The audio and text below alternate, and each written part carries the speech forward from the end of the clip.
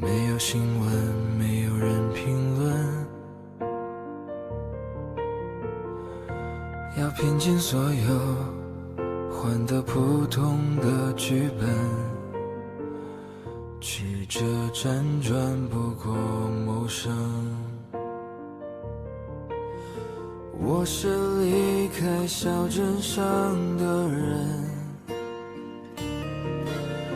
是苦笑着吃过饭的人，是赶路的人，是养家的人，是城市北京的无声。我不过想亲手触摸，弯过腰的每一刻，留下的石头的脚印是不是值得？这更眼若你也相同，就是同路的朋友，知所有，顶天立地却平凡普通的。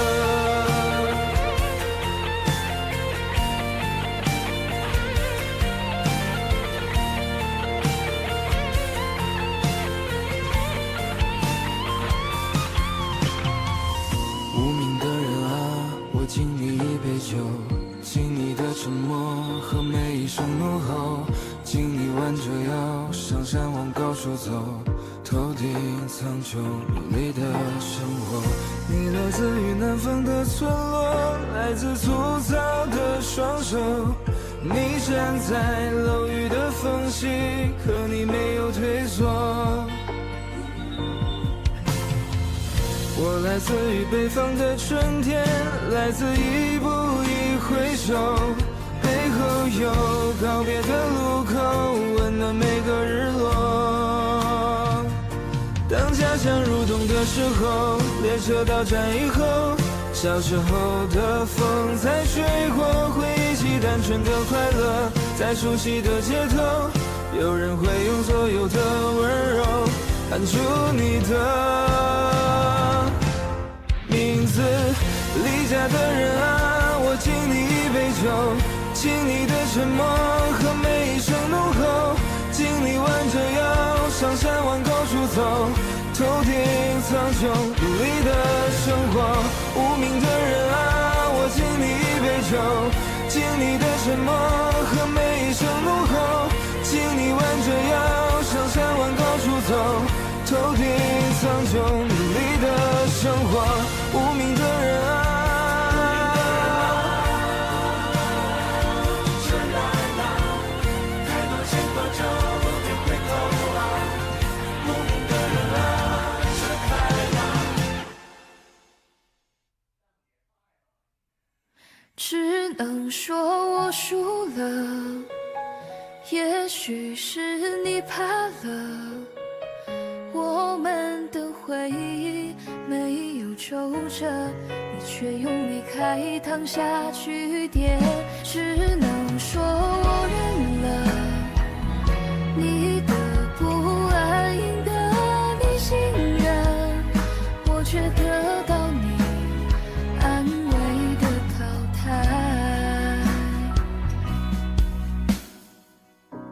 我说了所有的谎，你全都相信，简单的我爱你，你却老不信。你书里的剧情，我不想上演，因为我喜欢戏剧收尾。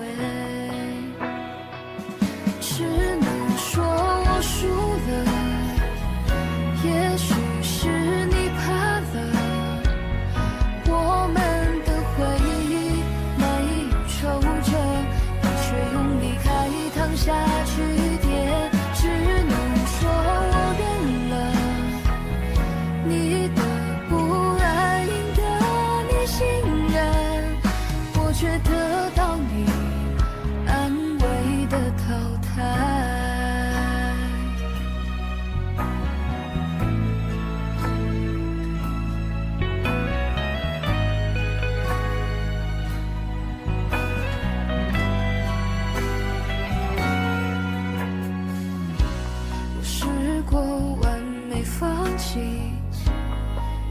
却很踏实。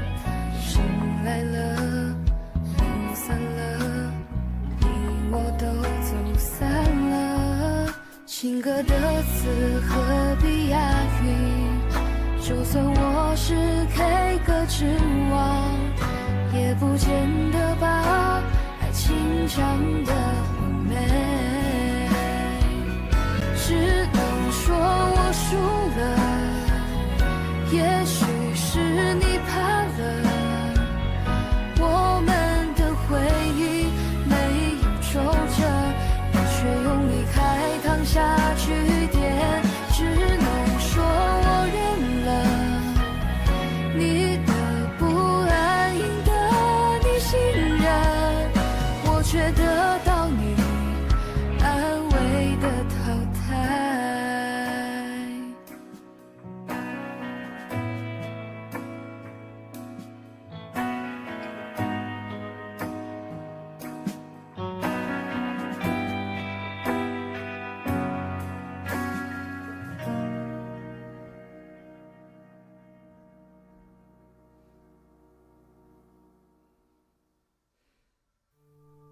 从什么都没有的地方到什么都没有的地方，我们像没发生事一样，自顾地走在路上。忘掉了的人只是泡沫，用双手轻轻一触就破。泛黄有它泛黄的理由，思念将越来越薄。你微风中浮现的从前的面容，已被吹送到天空。我在加不急速的城市之中，依然一个人生活。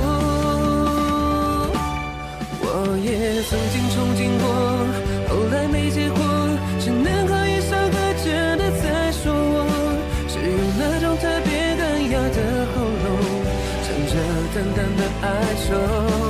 我也曾经做梦过，后来更寂寞，我们能留下的其实都没有。原谅我用特别沧桑的喉咙，假装我很怀旧，假装我很痛。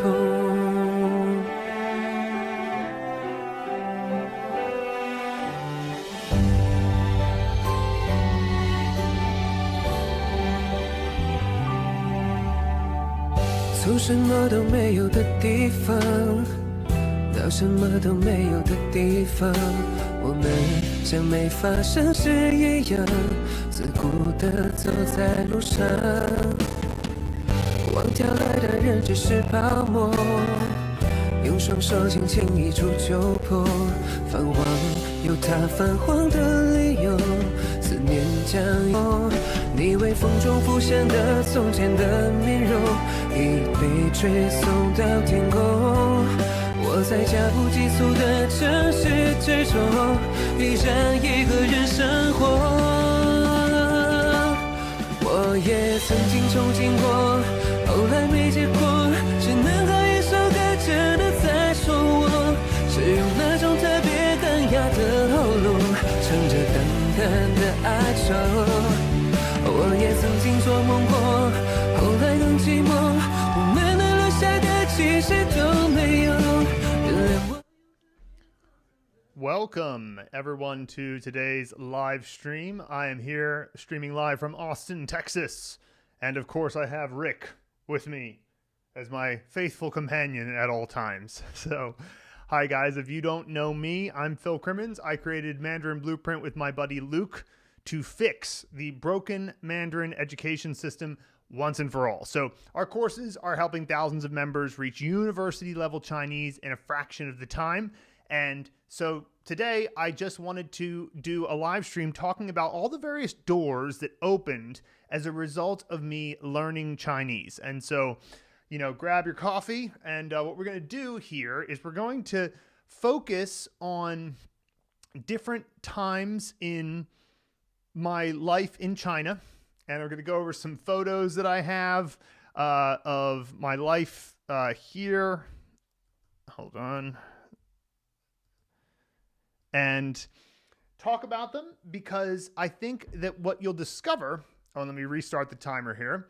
So what I think you'll discover is that when you learn Chinese, things will happen that weren't what you expected, but many things will happen that maybe were what you set out to do. So here's what I wanted to kind of express about today's live stream so that you understand the format, which is you'll notice this timer going 9 minutes and 39 seconds right now. What that represents is the main topic of the not webinar, although it's kind of a webinar, live stream is covered during this period. And then I will take 5 minutes and look at the chat and address the chat. So if you're putting messages in the chat and you think that I'm ignoring you, it's not that. I just want to make sure that we actually make progress on what we're covering in today's live stream, and then also talk to you guys. So any questions that you have, we'll take 5 minutes after this in opening 10 minutes. So basically we'll go on a 10-minute, 5-minute cycle. So for 10 minutes, I'll talk about all the different things that happened as a result of learning Chinese. And then for 5 minutes, I'll address the chat. So cool, let's get into it. So what you're looking at on screen now, that's me on the right. This is from 2011. So this was in the first year that I moved to China. And as you can see, I am dressed like Ringo Starr because I was in the band, the Beijing Beatles for a bit, and love these guys. I still keep in touch with this fella here, John. This guy, Ian, was the one who connected me. It's kind of interesting because the connection that I got from the various members of of my life that led to all these friendships kind of started with this guy, Ian. So Ian knew my friend Will, who I knew back in America. Will was the guy who convinced me, hey, come out to Beijing. If you know, at the time I was 23 years old, I was in a job that was, I guess you could say, I was doing well with the job. I was selling drums at Sam Ash music stores. And I was doing well with the job, but I didn't see any upward potential in the job. I was got to the point where the next promotion would have been a career move. And I don't know, I didn't want to work in retail. So my friend Will was like, hey, you should come out to Beijing. He knew this guy, Ian, who introduced me to the band, the Beijing Beatles, because they needed a drummer.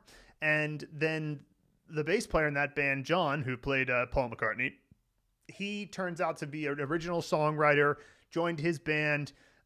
Great songwriter, by the way, Contraplans. Look him up on Spotify, Contraplans. Little plug for him.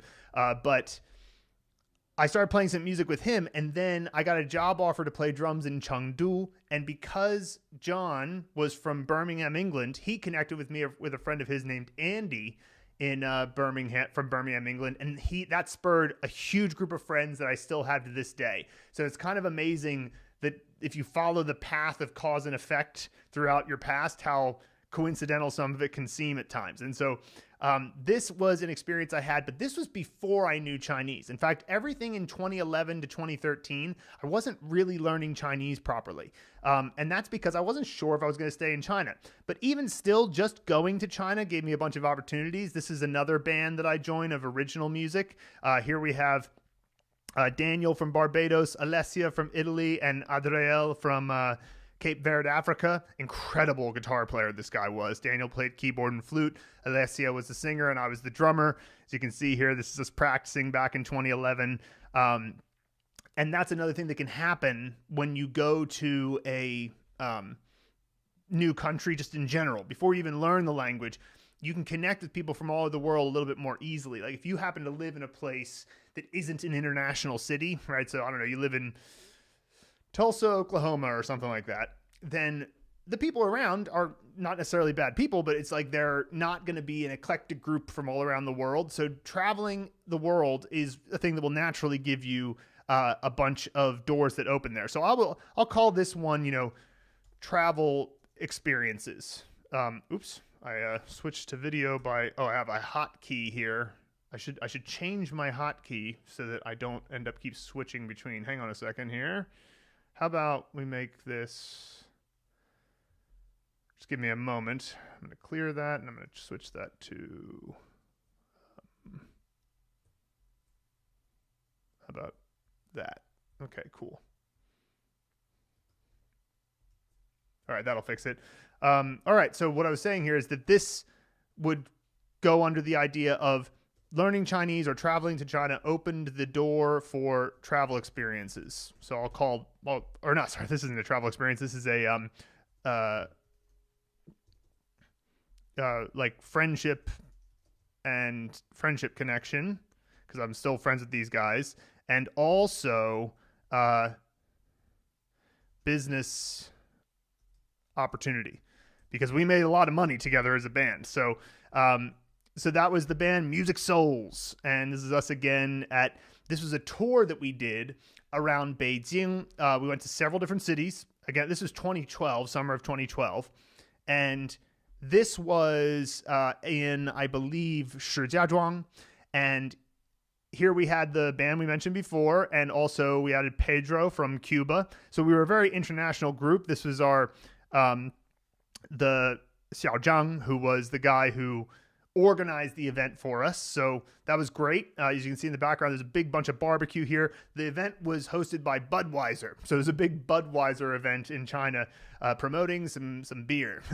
And this is back in summer of 2012. Still didn't really know Chinese at this point, though. But I'll still call this, business opportunities from travel, business opportunity and friendship connections. Sure.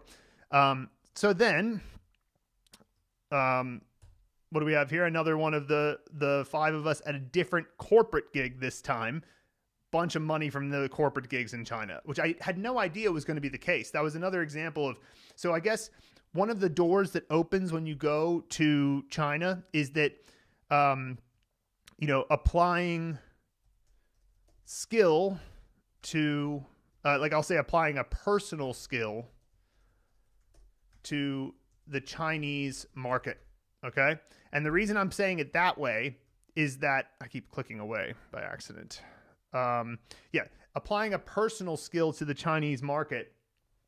The reason I bring that up is because in the US, I probably wasn't a good enough drummer to be able to compete in the career market. So if there was something happening as a drummer in the Philadelphia where I was from, there was going to be a lot of other drummers who were just as good, and it was just a cutthroat competitive environment. But all of those guys didn't take the risk to travel across the world and go to China. And there are many fewer people that do that. And so playing drums in China was in higher demand, and I made a decent living. Like, I actually paid through all of my time in university in China just by playing drums on the side. So I never imagined that would happen. I just knew that the cost of living was lower. So I originally went to China just to kind of have a new experience and be able to work fewer hours so that I could work on things that I wanted to improve upon in my personal life, right?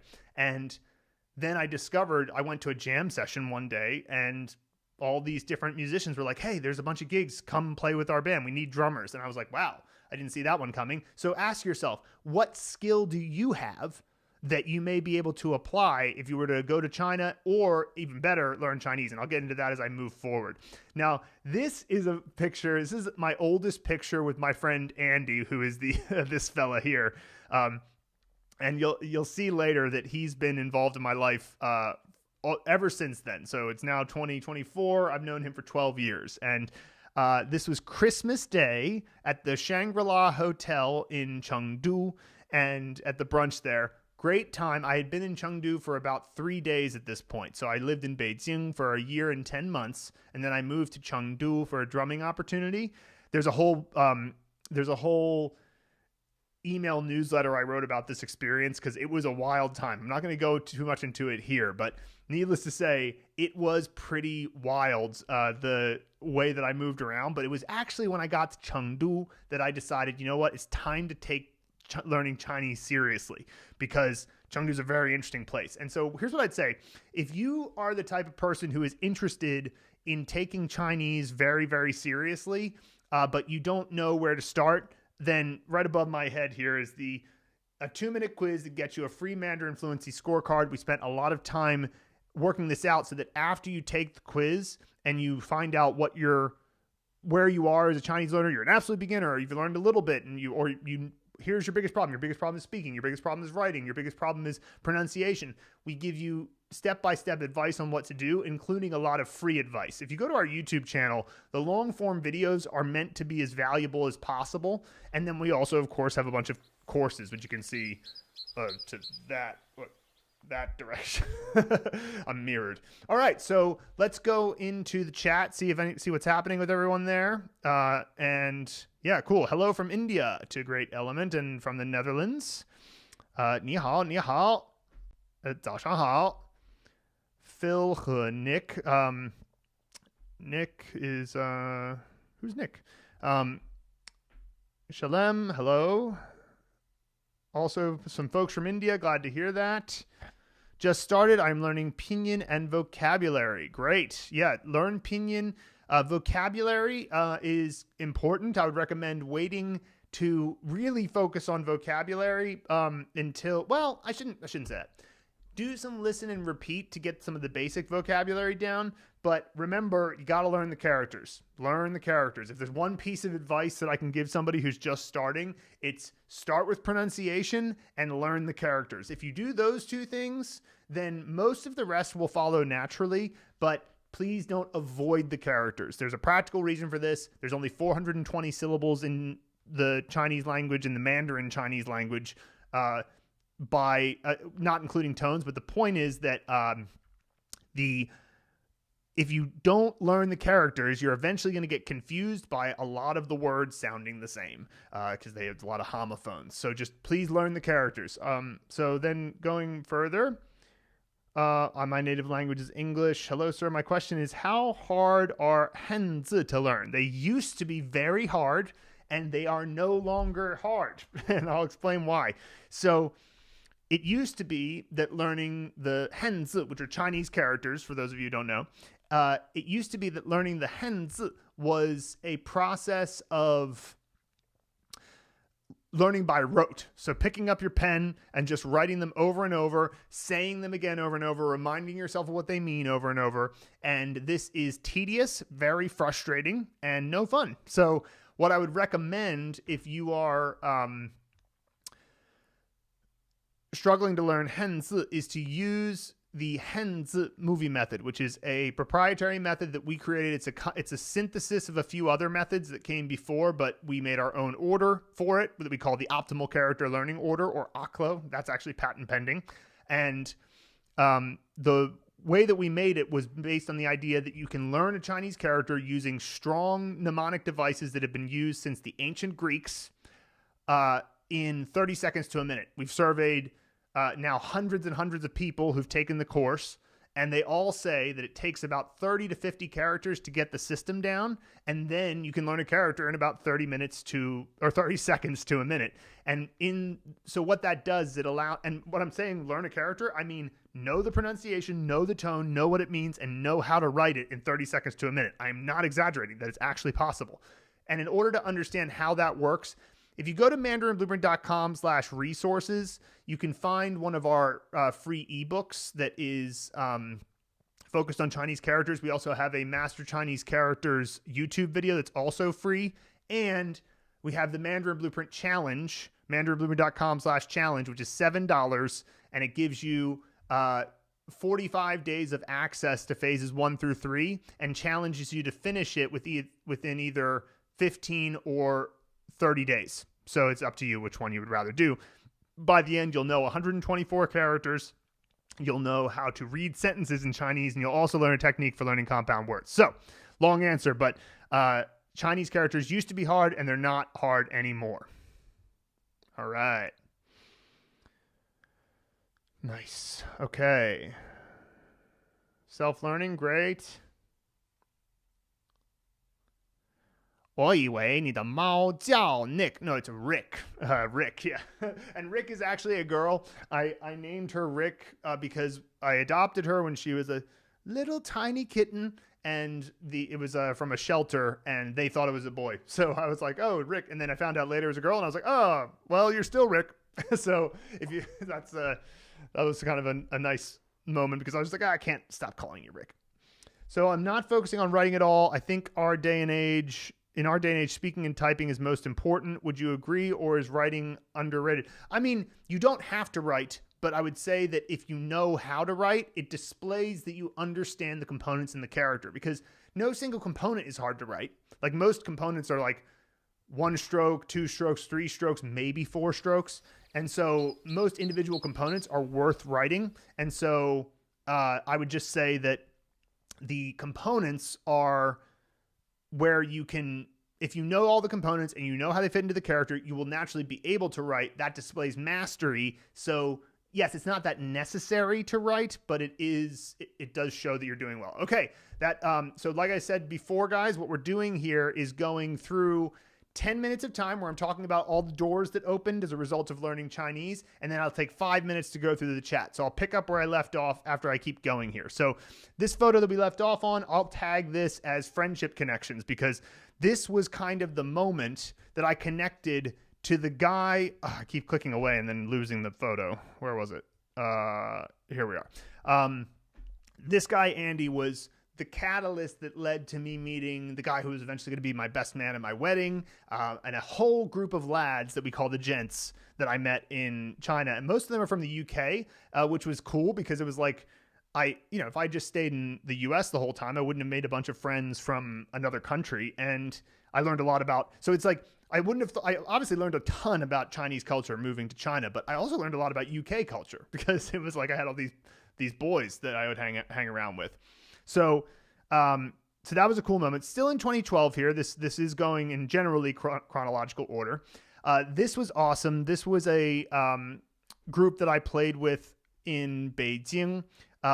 Lulu, she is Chinese. She did all sorts of cool stuff. She did cabaret. She did jazz singing. She could play like the harmonium. And then here we have Alan. Alan is a highly talented Australian guy. He's into like drama and acting, and he can also sing very well. And this guy, I only worked with him the one night, so I don't remember his name. I remember that he was bass player, very good. He was from Xinjiang. And then you can kind of tell that he has got, Uyghur ancestry. It's funny because like if you have never lived in Asia, then if somebody asked you to distinguish between, say, like a Chinese person, a Korean person, and a Japanese person, you'd be like, I don't know. You might not know because you haven't spent enough time there. But of course, everybody there can tell it very instantly. And of course, with the minority groups, you can tell that as well, too. So it's kind of interesting. You get to know sort of ethnic things as well. Then there's this Kate. Kate's from the U.S., but she's also quite an international traveler, great Chinese. And so we had a wonderful time at this gig. And this was also in 2012. This was back in Beijing. And so I guess you could call this another professional opportunity, because in this case with these folks, I didn't really keep to, I'll say, business opportunity here. With these folks, I didn't actually keep up too much. I mean, I could probably call all of these guys, except for this guy, because I don't have his contact. But I could probably get in touch with these three, and they would be happy to hear from me. But we didn't really keep as much of a friendship going, but we did play some gigs together and make some good cash, which was great. And this is another shot from the show, that Budweiser show I was telling you about. And what an experience that was. It was like real big concerts that would have loads of people in the audience. And just, I have played shows in the US, but I've never played shows as big or with as much of an audience as I did in China. And that was just, an incredible experience. So I'll call this one another sort of business opportunity and friendship connection, because I keep in touch with these guys. Now, next we have, this was a funny experience. I'll call this one like a funny China experience, or, just sort of, I'll say uniquely China experience. So, what we have here, and you'll see this type of thing, all the time, which is, 乱吼一条街. So 乱 means chaos or chaotic, and 吼 means to yell or roar. So they translated this as disorderly roar street. And it just made me crack up when I saw this. This was in Chongqing in 2013. And so these are the types of things that when you go to China and you spend time in China, you just can't help but like enjoyed these little moments of like somebody did this. Somebody made a translation that ended up this way, and it just makes you laugh. And these types of things happen all the time.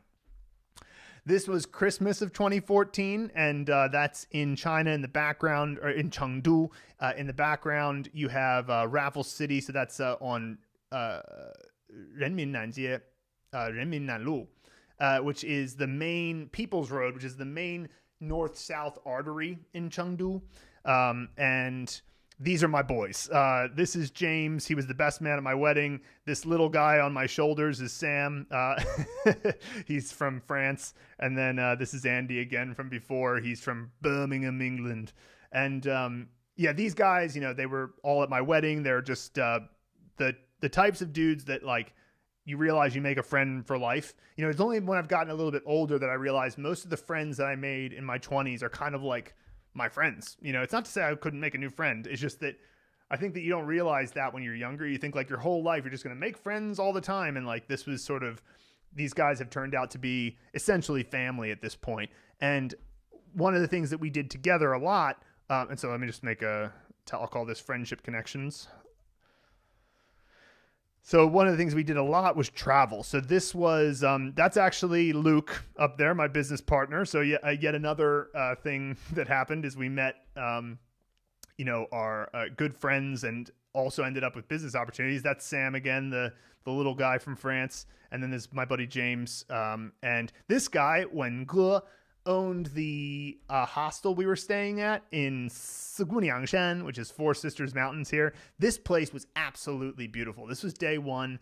At the time, and they've since sort of changed this because they've updated the infrastructure, but at the time, you could just walk out of the hotel, cross the river, and just walk right up the mountain. And it took about 30 minutes to get up to this point. And we were so like high on how beautiful this place was. And we started like running around and having a great time. And and we were all like huffing and puffing because we were, not used to the altitude and, hiking this much. And Wenge just went up there and he wasn't even sweating because of course, when you live that life, it's just no problem for you.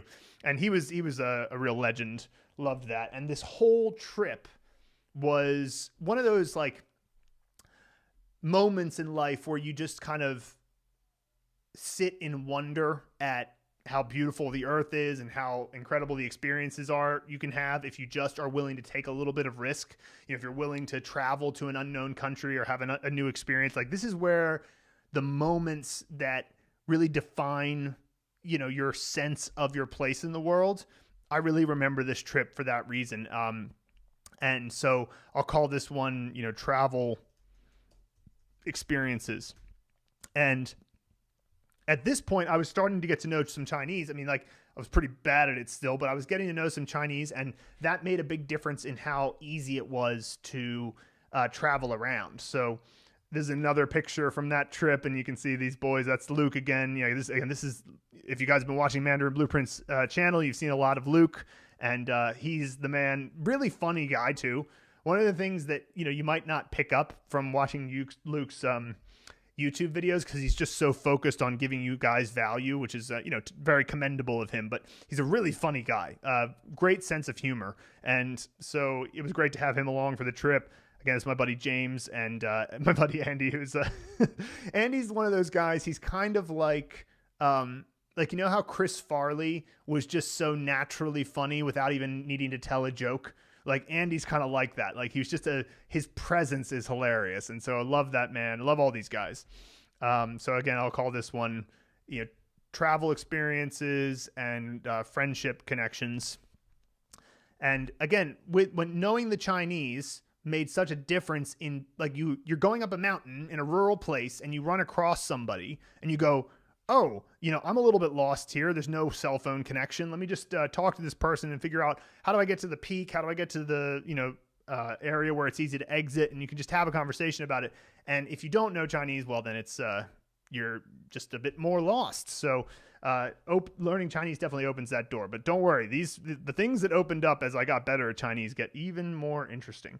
So next here, this is us in Dali, which is in Yunnan province. And if you sometimes I like to share the geography of this stuff. So let me just quickly show you on Google Earth where this is. So here we have Beijing. So we're looking at, China in general. So we can zoom out. There's China. Yunnan is down here. And so if we go down to this big old lake here, this is Arhai in Dali. It would take about 2 hours to drive around this, maybe an hour and a half. But there's the main town down here, but then there's the old town over here. And that's where this picture was taken. We were on top of a hostel there. Beautiful place, mountains, clouds, lake, everything, with our good friends. There's Luke in the background. There's Tony, which I'll tell you more about him in a bit. But let's get into the chat. We'll call this one Friendship Connection here. Friendship Connection and travel experiences that got opened up as a result of moving to China. So let's go to the chat here for a bit. Let's see. Hi from Indonesia. Nice. Ni hao. Good evening, teacher. Hello. Is Duolingo a good app for Chinese? No, it is not. I would not say so. I meant underrated, of course. Let's see here.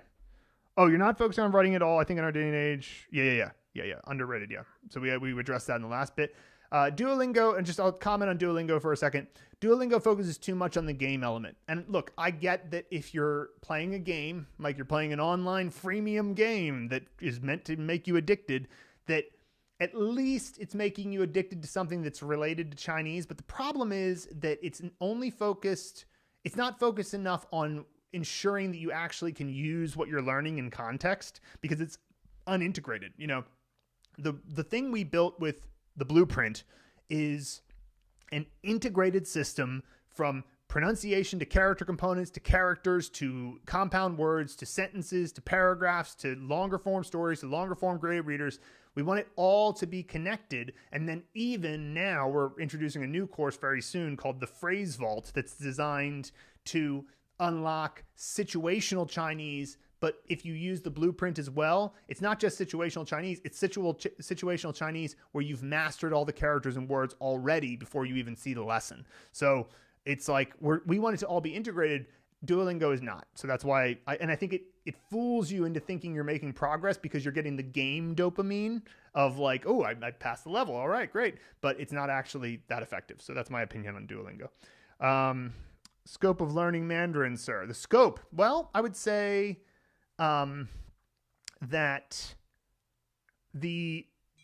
I'm not sure exactly what you mean by scope. Let me just, sorry, my family is texting me and they're the people who can get by do not disturb on my phone. So let me just make sure that, and I can see that it's not an emergency. So, okay. So the scope, you need to learn characters, you need to learn words, you need to learn pronunciation, especially at the beginning. You have to learn how to get the basic strokes down. You want to make sure that you learn the top 500 compound words and the top 500 characters and top 1,000 compound words so that you can at least get to 80% of the language by frequency, thus being able to take in native content. Ideally, you want to get to around 3,000 characters and about 10,000 words. Once you reach the 3,000 characters, 10,000 words threshold, and by the way, I'm talking about the most frequent 3,000 and the most frequent 10,000 words, then you're at a point where you'll know enough that just taking in the language through native content you'll still be learning, but you won't need to have like educational courses anymore. In fact, in some sense, you're always learning, right? You're never going to stop learning. The question is, when do you reach your dream outcome of being able to function in the language? And that does have a finish line. Exactly where it is going to depend. And of course, where it is for each individual life situation is also different. But once you reach the point where you can explain what you mean, so there's knowing what to say the perfect way, and then there's explaining what you mean, right? And sometimes you don't know what the word is, but you can explain what the word is. And once you get to that point, you're pretty much at the point where you don't need to pay for any educational courses. Do I know any language except Mandarin English? Nope. I'm focused on just Mandarin. I learned, English is my native language, and I focused just on Mandarin because that's what I wanted to do. No matter how much one studies, the only way to improve and speak a language is to travel to the country that speaks it. No, I disagree. Like on a trip and live there for a while, listening to the natives converse. No, I disagree. I think that used to be the case perhaps, but these days you can have Chinese playing in your house all the time whenever you want, in your earphones all the time whenever you want. You can have courses that break down how to build comprehension. You can have constant inputs through many different situations. So I think that going to China is great, but I don't think that it's true anymore, because you could literally have Chinese in your eyes and ears 24/7 if you wanted, and that would mean you wouldn't not get fluent. So, all right, I will continue after with Malcolm after the next 10-minute period. So let's get more into some more of these images and talk through some of the experiences here. So this is wild. This is also in Dali. This is on a boat in the middle of Arhai Lake. And you can see I jumped in here. It was cold, but it was also just beautiful. We were like floating in the water. It was in November, so it was already a bit chilly. It's in the south of China, but it's also a little higher elevation. So people around were like going like, whoa, like that's crazy you're going in there. But I've always looked at it like, jumping in the cold is a character builder. But my friends and I were having a lot of fun with that, and it was just a beautiful experience. And so, again, this is the type of thing that knowing some Chinese, in fact, there's actually a funny bit of this story. So the guys who were on the boat with me were my buddies Sam and Scott. And so this is also in Dali. And these two guys were like, hey, let's get this boat, the boat that's here. Let's grab this boat and go out into the middle of the lake. And I was like, I'm a bit of a goody two-shoes. So I was like, no, we shouldn't take this boat. Like, it's somebody else's boat. And they were like, come on, like, let's just take it. We'll bring it back. And, so I was like, no, I don't want to. So I kept walking along the path, and they got in the boat, paddled over to me like another 100 meters up the lake bed, and we're like, get in the boat. And I was like, all right. And so I got in, and I just said to Scott, I remember at the time, I was like, listen, if somebody has a problem with this, are you going to handle it? And he was like, yeah, I'll handle it. Because Scott at the time, I had some Chinese, but he was already very good at Chinese.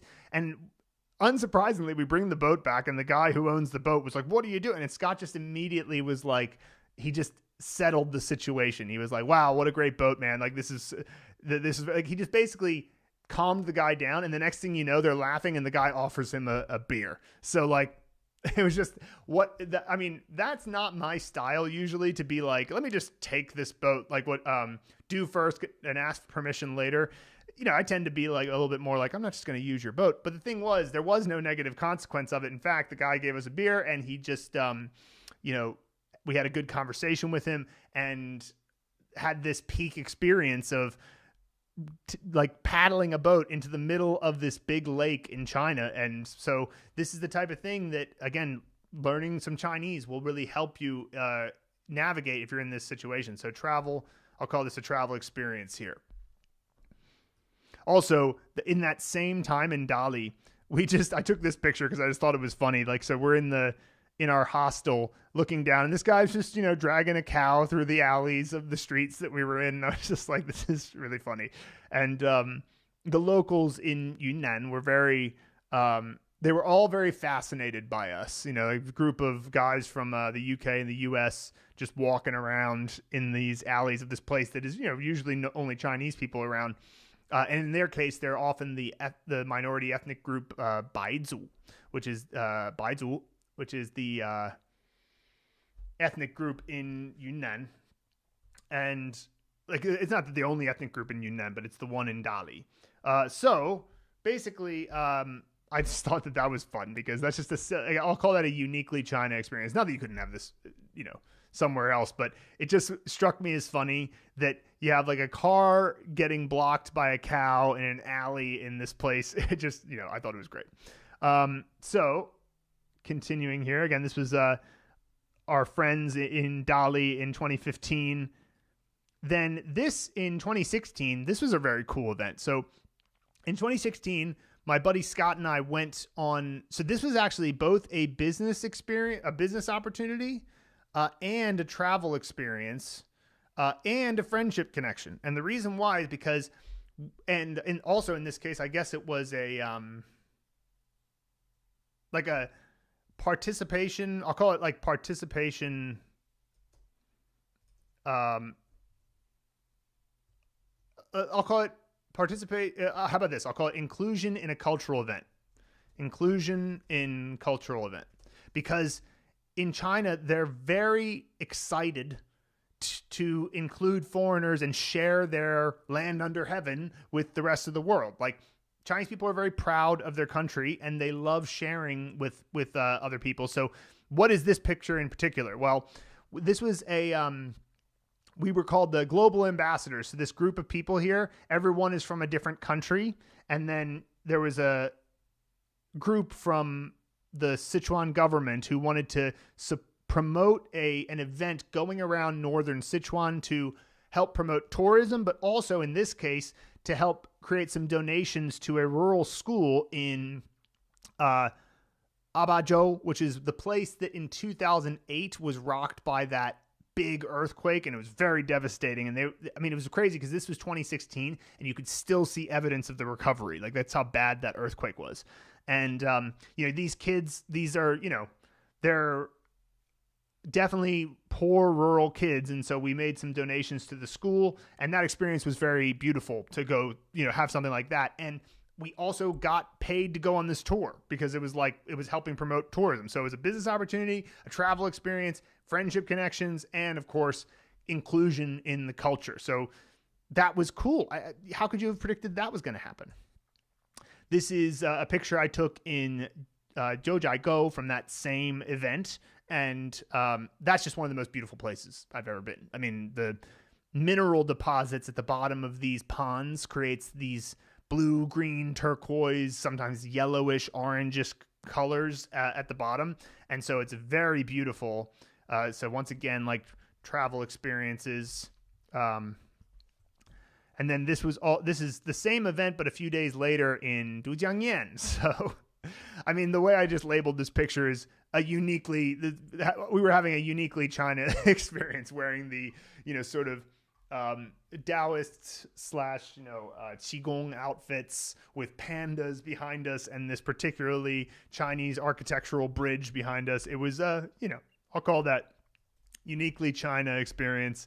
And again, if you learn Chinese, the demand to be involved in the many, many events that various companies are doing or government is doing, or, just all of the different possible things you could do to get involved on the societal level. Like, if you go to China, my recommendation is just sink your teeth in, because the people are very nice and they're very welcoming and they're really willing to do lots of stuff with you. So, like, this is my buddy Scott from the UK, and we're still great friends. He was the guy who he was the what do you call that, the MC at my wedding. So he's the man, and I'll talk to you more about him later, because he's also really drank deep of life in China, but of course a bit more in a different way, which I'll explain later. So this is from the same event. I never thought I would ride in a helicopter, but there's Scott and I in the helicopter, and we flew around Dujiangyan.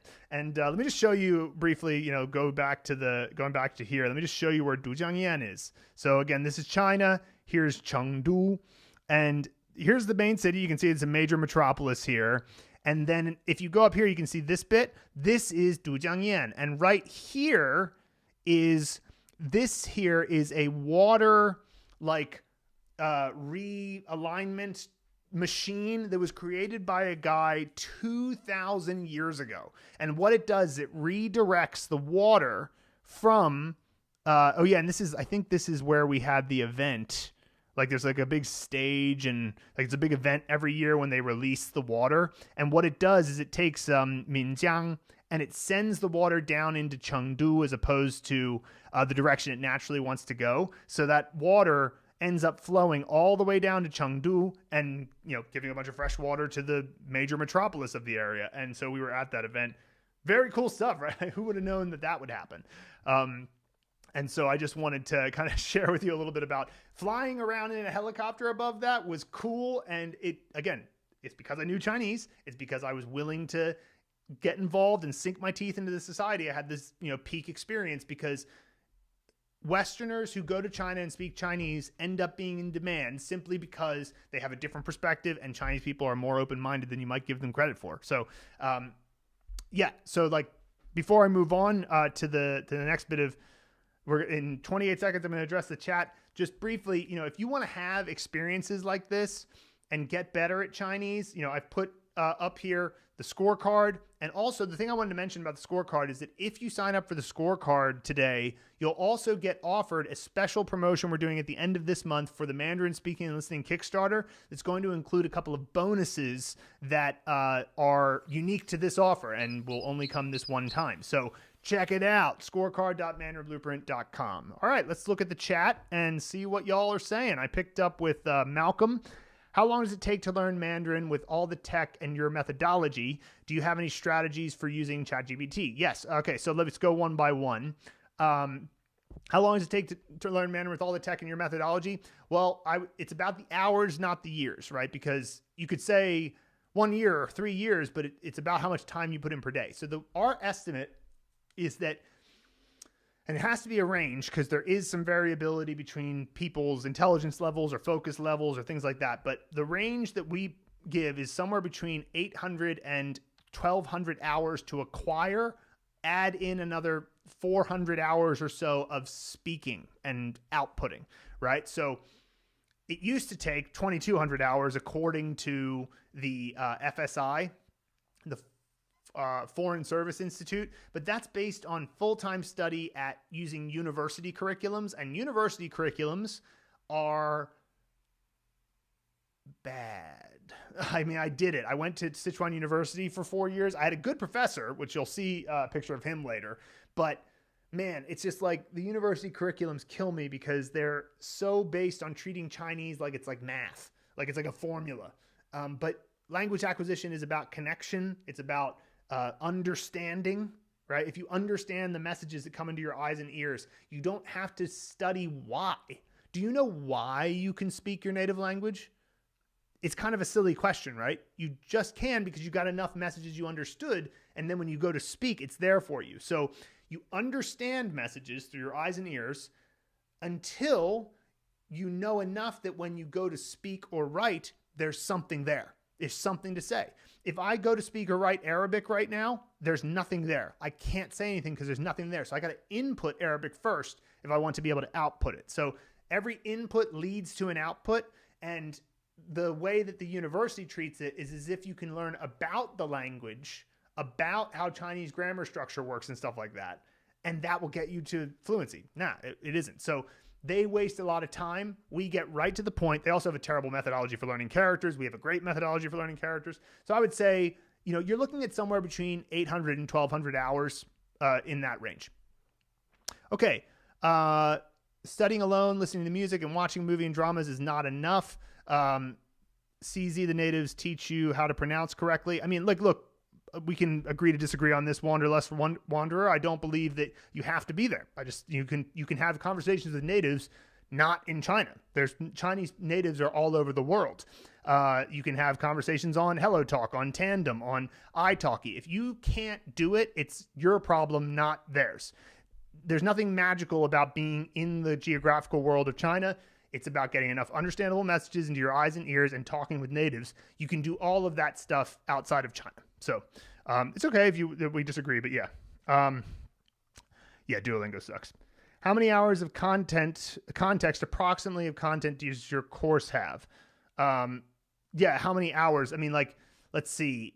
What I can tell you is that we have the content to learn 3,000 characters, 11,800 words. Each of those has at least one sentence per usage of the word. So many words have multiple sentences. So, and then you have over 200 graded stories that are tailored exactly to your level. So it's not just about the content. It's about the content at the right time. Then we also have the Mandarin Speaking and Listening Kickstarter, which has 1,100 phrases, each with listen and repeat audio and several different forms. You've got the learn, listen, and repeat, this think and produce, and the immersion, as well as flashcards for everything. So you get practice there. The actual amount of hours of recorded audio, I'm not sure of that exact number, but a lot. you could use only Mandarin Blueprint and follow our instructions on immersion, and you'll get all the acquisition that you need. And then the only thing would be incumbent upon you to do would be to make sure that you talk to native speakers, which you can do obviously by being in China and talking to friends. You can make friends in your local community. If you live in any major city, there's probably Chinese people there. And then of course you can use italki, you can use Tandem, you can use HelloTalk, you can use other language exchange apps. So that would be the side of it that is there. I mean, but the point is, if you get to 3,050 characters and you've really mastered them, and you get to 11,800 words and you've really mastered them, and then you watch a ton, like at least 200 to 400 hours of native Chinese content, like after you've acquired all of that, then you will definitely get to a level of fluency that is worth it for you. Okay, I'm going to continue, and I'll get back to pick up where I left off with DVO in at the end of this 10-minute stretch. All right. So that was these were travel experiences. Did I add that here? Yeah, travel experience and friendship connection. So this is another picture we took in front of the big bridge in Dujiangyan, which goes over the river there. Let me go back to showing you this bit. So like if we go look at Dujiangyan here, this is the big river here, and this is that bridge. And this bridge is amazing. Like, it's like this whole area is so beautiful. Like, this park here is unbelievable. This is like an ancient town here. And then you go around the corner and you get to these like beautiful temples. This temple here is beautiful. And it's all in this section of Sichuan that is right at the border of the major mountain ranges to the west. And all of this out here, I mean, good Lord, this is beautiful place. So just wanted to show you a little bit of that. And the travel experiences there are really, really cool. Now this is a picture of Scott and I in the Maldives. And why am I including a picture of Scott and I in the Maldives? Well, because the reason we were in the Maldives is that we won a Chinese dating show, both of us separately at different shows.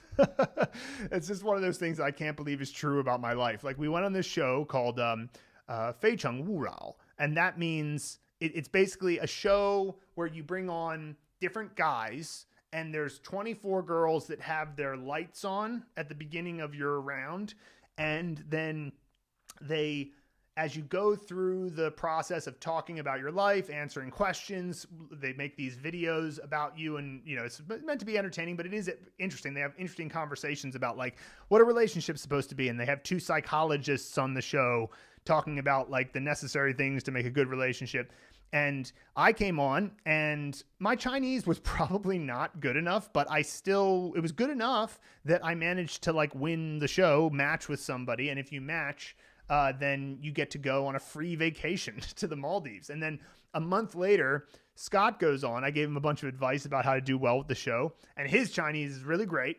He goes on and becomes the first person ever in the history of Fei Cheng Wu Rao to have all 24 girls keep their lights on the entire time. And that never had happened at that point of 6 years in the show. I don't think it's happened since. And so he got labeled as the Deng Wang, which means the lamp king.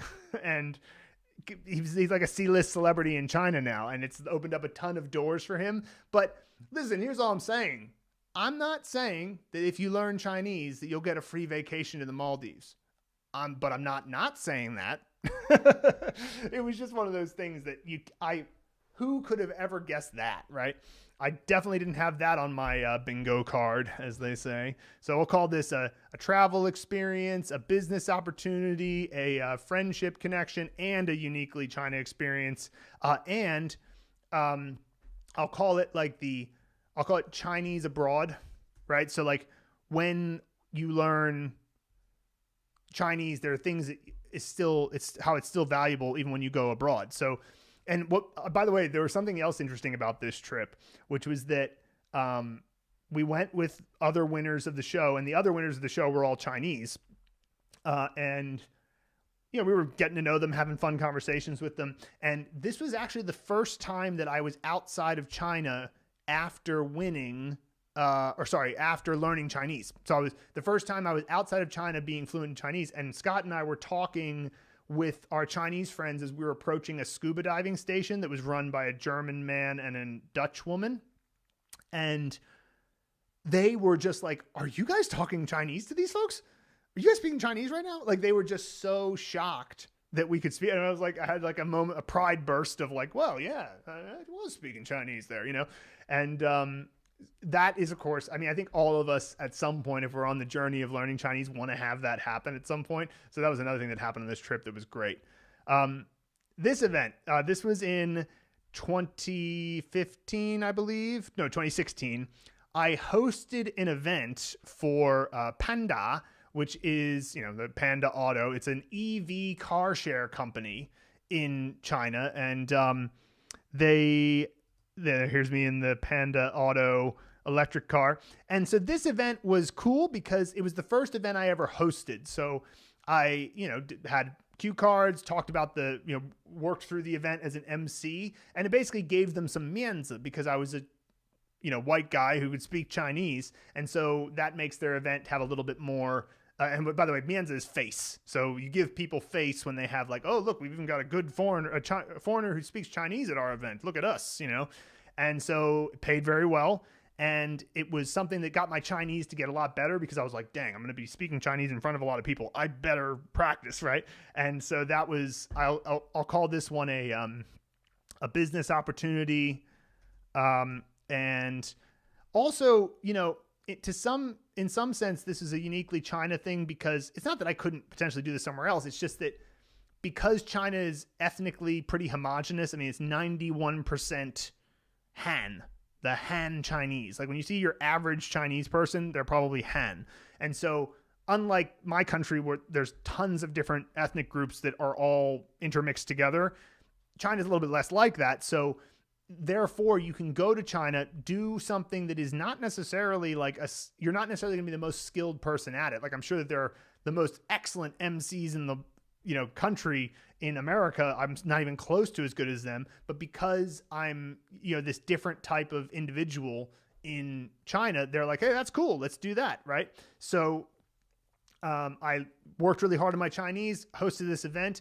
And again, when I moved to China, I thought, you know, maybe I'll have this cool like cultural experience, but I didn't think I would ever be hosting events. So these are the types of doors that can open for you. And, you know, again, it paid very well. It was the kind of thing where it was like, oh, this pays well even for, you know, if it were a Western place. So that was great. There's another event I hosted also in 2016. It was run by the same people who were there for that event that I showed you in Dujiangyan and in Zhoujiaigou and where we were in the Abazhou earthquake victims place and that school.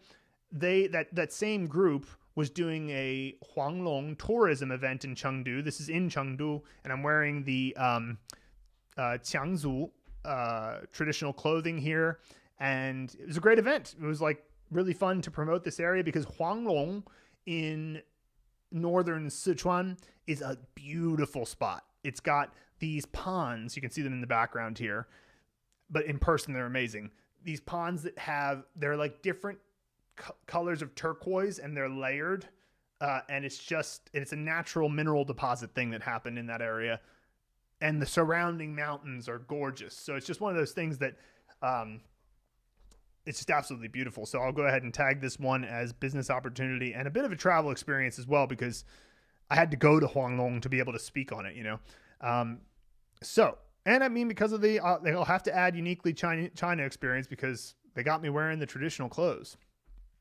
So there's the Panda one. This is another event with that group of 13 different nationalities traveling through northern Sichuan, and this was with the Japanese counterpart. We were wearing the traditional clothes here again, and again, it was such a beautiful spot. We stopped along the road, like nothing about that trip was boring because even the drive was beautiful the whole way. Oh, this is a cool one. So this is a terribly designed poster by English First, which is a company in China that has foreign teachers teach English.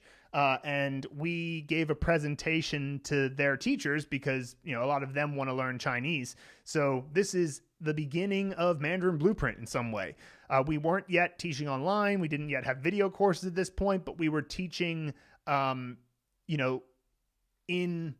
Chengdu. And so we did this presentation. I just thought this was a cool little moment from the, actually we had made the pronunciation mastery course at this point, I suppose, but, I just wanted to share that because that was another business opportunity that started to arise as a result of doing the Mandarin Blueprint project. So, again, if you're interested in learning any more about Mandarin Blueprint, get your fluency scorecard. We have pronunciation mastery, the course that's mentioned here, that you can check that out at mandarinblueprint.com/get pronunciation mastery. All of these are listed here. And this is, in the Mandarin Blueprint Challenge, other free resources, check them out because that's the type of thing that can get you to have these doors open. All right, let's check out the chat here. All right, left off with DVO. When you talk in Chinese, do you culturally shift your mind momentarily? I am a Spanish speaker and barely do that for English. I guess it is done in much greater form in Chinese, right? That's a hard question to answer in a certain sense because when you're speaking, you're just speaking, right? You're just thinking about what you want to say. But I can say that the Chinese language has certain advantages over English, right?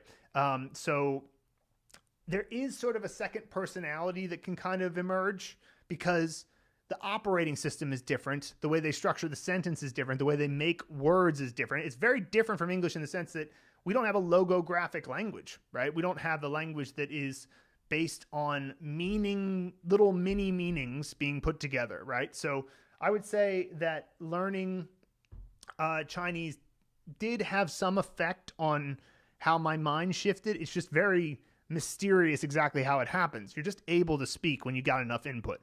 So it's hard to say for sure. I can say that learning Chinese has definitely made me a better problem solver because Chinese frames the world in a different way. So yeah. All right. What do you think will be the future of China and the Chinese language? Geopolitics aside, what's your opinion? Well, I suppose that the Chinese, like the country is probably going to go through some shifts. There are probably going to be political changes. There's probably going to be a breaking up and reunifying. Like if you look at Chinese history, it's a long history of break up and unify, right? So it's like, it's too chaotic because there's too many warring factions. Let's unify under a strong leader. And then the strong leader becomes too authoritarian. And maybe that's happening right now.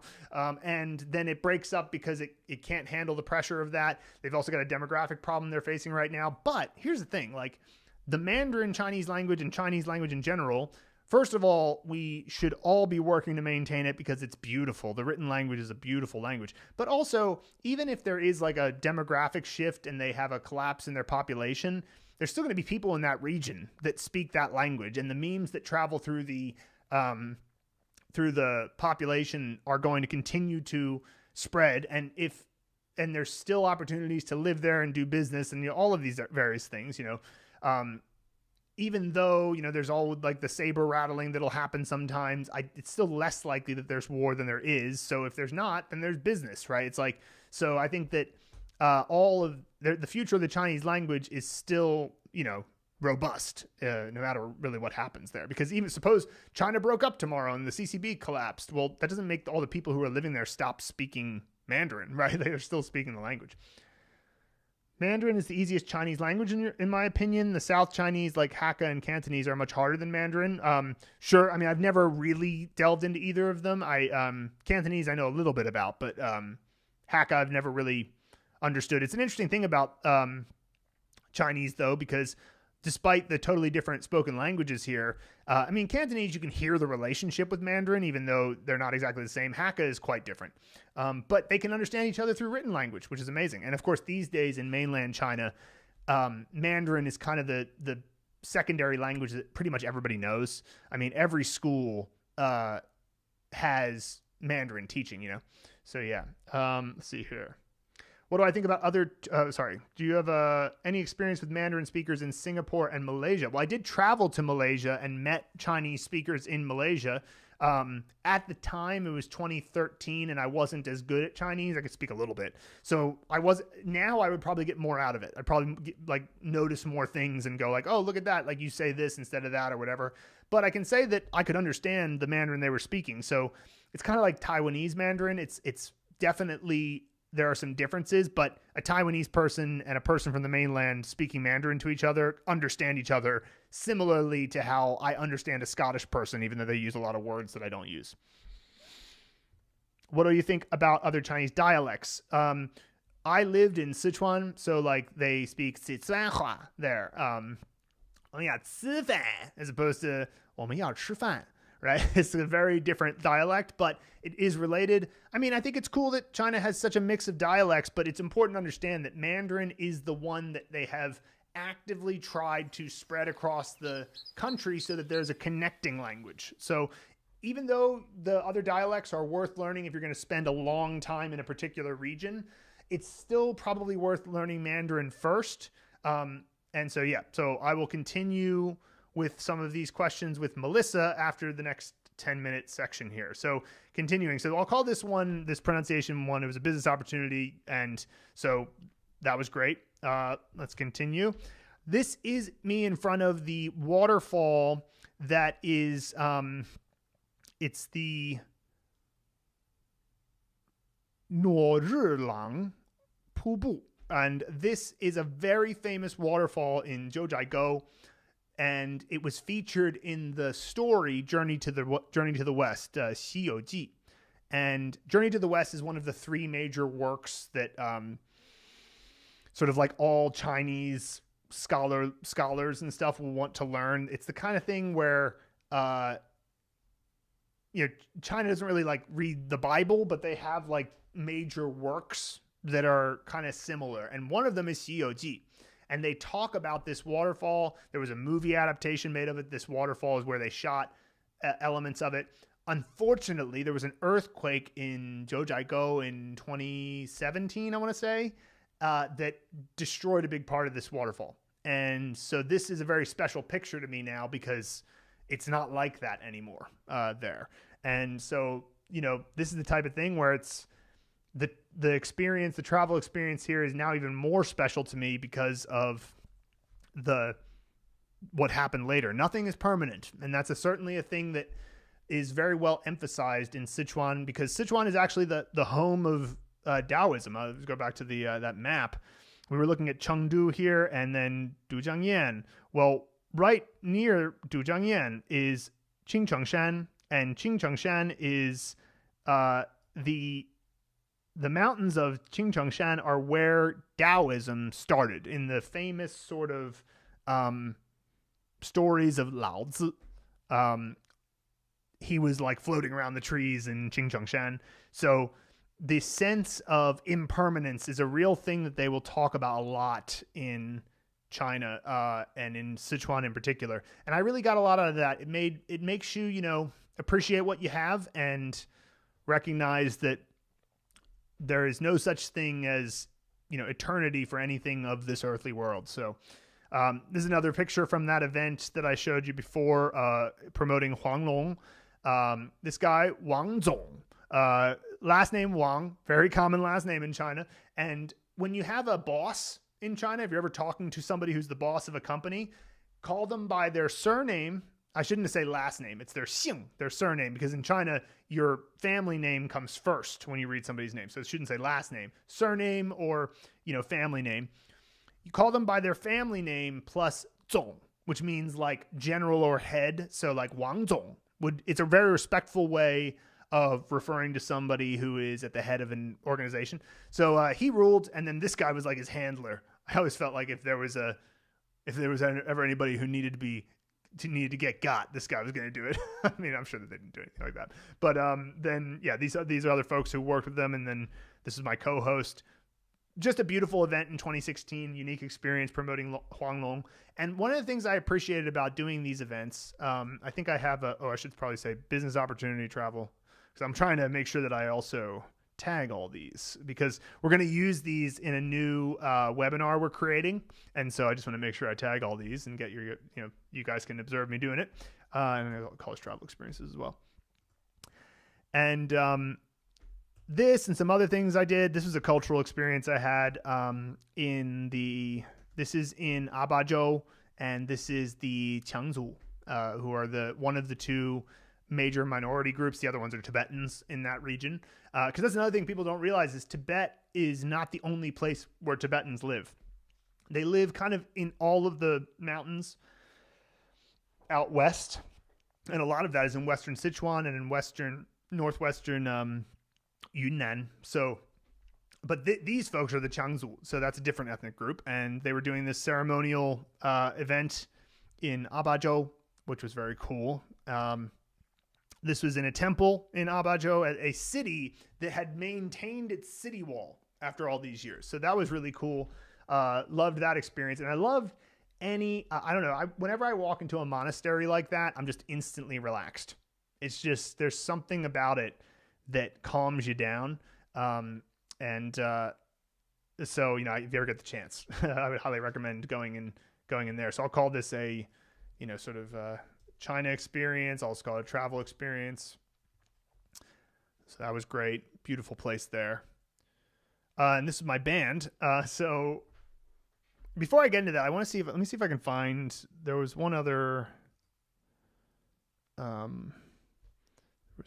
picture that I wanted to talk about here. You're getting a quick run through. Here it is. So this is another event that I hosted. This was, I guess, a little bit later in 2017. And I remember after this event going, okay, I've now hosted 3 events and I did well. People liked me. I got more opportunities. But now I know that, this isn't for me. I don't really like hosting events. And I know that the reason now is not because I was just afraid to do it or that I was afraid of, getting good at it or whatever. I just realized it's not for me. It's like my buddy Scott, the same guy who went to the Maldives with me on the free vacation. He still does it to this day and gets paid outrageous amounts of money to do it. He's so in demand. Like I told you, he's a C-list celebrity. He's awesome at it. And what a cool thing that he got to do in China. In fact, he's so in demand that now he doesn't ever want to leave China because if he were to go back to the UK, it's not that I'm sure he would be successful because he's that type of guy, but he's already got so much value on the Chinese market that he's probably just going to stay there. And my point here is that you can pursue things and then realize, it's not for me, but if you really go for it, then you won't regret it. So just going back to where I was previously. So, we talked about the hosting and then, so let me go back to my band here for a second. So it has to be everything again. It's a travel experience. It's a business connection, a business opportunity, and it's a friendship connection. And so these guys, Mark, Harrison, and Nelson, Mark's from the US, Harrison's from Australia. Nelson is my buddy from back in the US who knew I went to China, observed what I was doing for 4 years, and then came to China in 2015. And now he still lives there. So these guys are incredible musicians, and we played over 200 gigs in China together with this band. And the point I wanted to make about it is that I booked probably 175 of those gigs, made plenty of money each time, and I booked them because I knew how to communicate in Chinese well. I was able to clearly get across our requirements and understand the client's requirements. They knew they could trust me. And so this group of agents started to realize, okay, let's work with this guy, because not only is their band good enough, there are probably other bands that might've been better than us, but they knew I can communicate with the leader of this band and I won't have a problem as a result of communication. And so we had a very relaxed time booking lots of gigs, and it was all because I learned Chinese. So again, another opportunity that opens up when you learn Chinese. And in this case, it really meant that I needed to learn the characters, because texting in China is big. You can send voice messages, but people text all the time. And so if you don't learn the characters, that's just not open to you. And then, for example, I might not have been able to book all these gigs, right? And so I just want to open your mind to the idea that if you get good at Chinese, you can do your skill just doing it in China. So again, we'll call this one the, what do we call it? Didn't I put one called skill, or what did I call that one? Oh yeah, applying personal skill to the Chinese market, right? So this is so true that if you have some skill, and let me know in the chat if you guys have a skill that you think you might be able to apply in China if you learn Chinese. That is something I can highly recommend. There is a type of expat that goes to China and just is extending their college university life, and they're, kind of just wasting time, just going to bars, doing the bare minimum and not improving themselves as a person. And some people call them sexpats. Look, I'm not saying never have fun, but like try to avoid that if you can. If you go to China, try to go and find your niche, because you will be able to if you just apply a little bit of effort to it. And again, in my experience, Chinese people will be very delighted to share that with you. And if you want to learn characters really quickly so that you can text and book gigs, take the Mandarin Blueprint Challenge. It's $7, mandarinblueprint.com/challenge. It will get you to learning 124 characters in as little as 15 days or 30 days if you'd like to take it at a slower pace. All right, so let's go back to the chat. Where did I leave off here? With Melissa, I found people to be so open and friendly in China. Me too. In your many opportunities, did you ever have to worry about scams? I'm always worried I'll miss some warning sign because I don't 100% get it. Yeah. So I wouldn't really worry about this. And here's evidence. I just showed you that picture of my band. I told you that I played over 200 gigs in China, right? Well, in all of those gigs, technically speaking, it was not... my visa was an entrepreneurship visa. Some of my band members' visa was related to the English schools they taught in. And technically speaking, you're supposed to have a visa that is, for performance and related to a performance company and to get paid for playing music. So every time we got paid for a gig, it was, under the table, so to speak. And nobody failed to pay me. Everybody paid me 100%. Never once did somebody not pay me in all that time, because they are honorable people, right? Like they're not going to not do what they say. They have integrity, right? It's like, now that's not the same thing as scammers on the street, right? Like if you're talking about like you're in Chunxilu in the middle of Chengdu, that would mean that maybe there's somebody trying to run a game, but that's fairly easy to avoid. Nobody ever scammed me my entire time in China. I was there for 11 years. So, I just don't think it's a major concern. Not to say that you shouldn't have your wits about you. Obviously try to have your wits about you, but I wouldn't say that it's necessary to do that. So, yeah. So continuing here,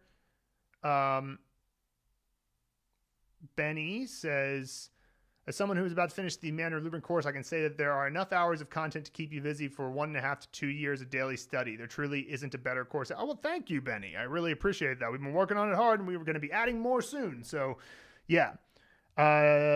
Just beware of goods with very high prices, because things in China are cheap. If you meet a scam, just leave or call the police. Yeah, sure.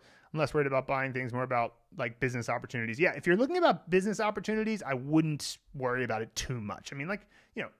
Don't be totally naive, but look, the evidence in my head is, look, how could they have not, if I never got scammed in 200 plus gigs over 10 years, what's the likelihood?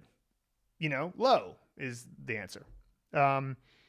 Career opportunities for learning Mandarin. Look, any company that needs to communicate with China in any way has a demand for somebody who can speak Chinese and, another language. If you're talking whatever your native language is in your country, being able to liaise with Chinese business people is major.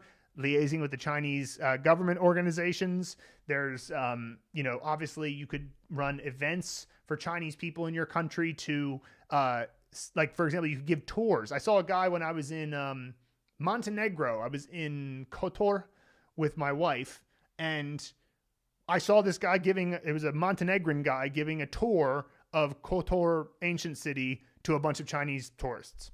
And his Chinese was decent, but it was like that. You could do that, right? As an example. So many. Did you like the city of Chongqing? I lived in Chongqing for 6 months, actually. And,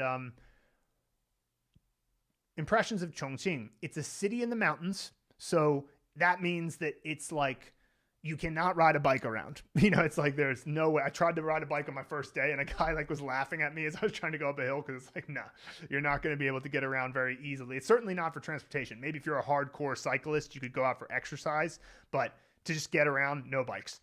In the summer, it is hot, hot, hot. Chongqing is one of the 3 furnaces of China, along with Xi'an and Wuhan. So there's something about the topography that like traps the heat there. And it was rough. Now I live in Texas, so it's also hot here, but I'm just saying Chongqing was like Texas level heat. Not as developed as Chengdu, despite having more people, but very beautiful scenery just around the city. So like you could get to places that were very beautiful. I have fond memories of Chongqing, but yeah, definitely I get the cyberpunk feel when you're in Jiefang, which is in the center where all the skyscrapers are and stuff. It does have that feel of like, whoa, so like a hilly cyberpunk type place. Definitely want to mention that. So yeah. And also, how many years have you been learning Chinese? I've been learning Chinese for years and years. I would say probably over a decade now. I'm not exactly sure. I stopped like keeping track. I guess it's 2013 that I started being serious. So 11 years. So yeah, continuing. And again, if any of you have joined the stream later, what I do is for 10 minutes, I talk about the main content of the live stream, which today is all the doors that open for me after learning Chinese, and for 5 minutes I address the chat. So that's the format. All right, so this is the Hello Chengdu magazine from October 2017, and in there they did this featured article about me and how I memorized Chinese characters and Mandarin Blueprint. You can see here that it's kind of funny. You've got the English section here taking up a page and a half, and then the Chinese section taking up half a page. So it's an efficient language.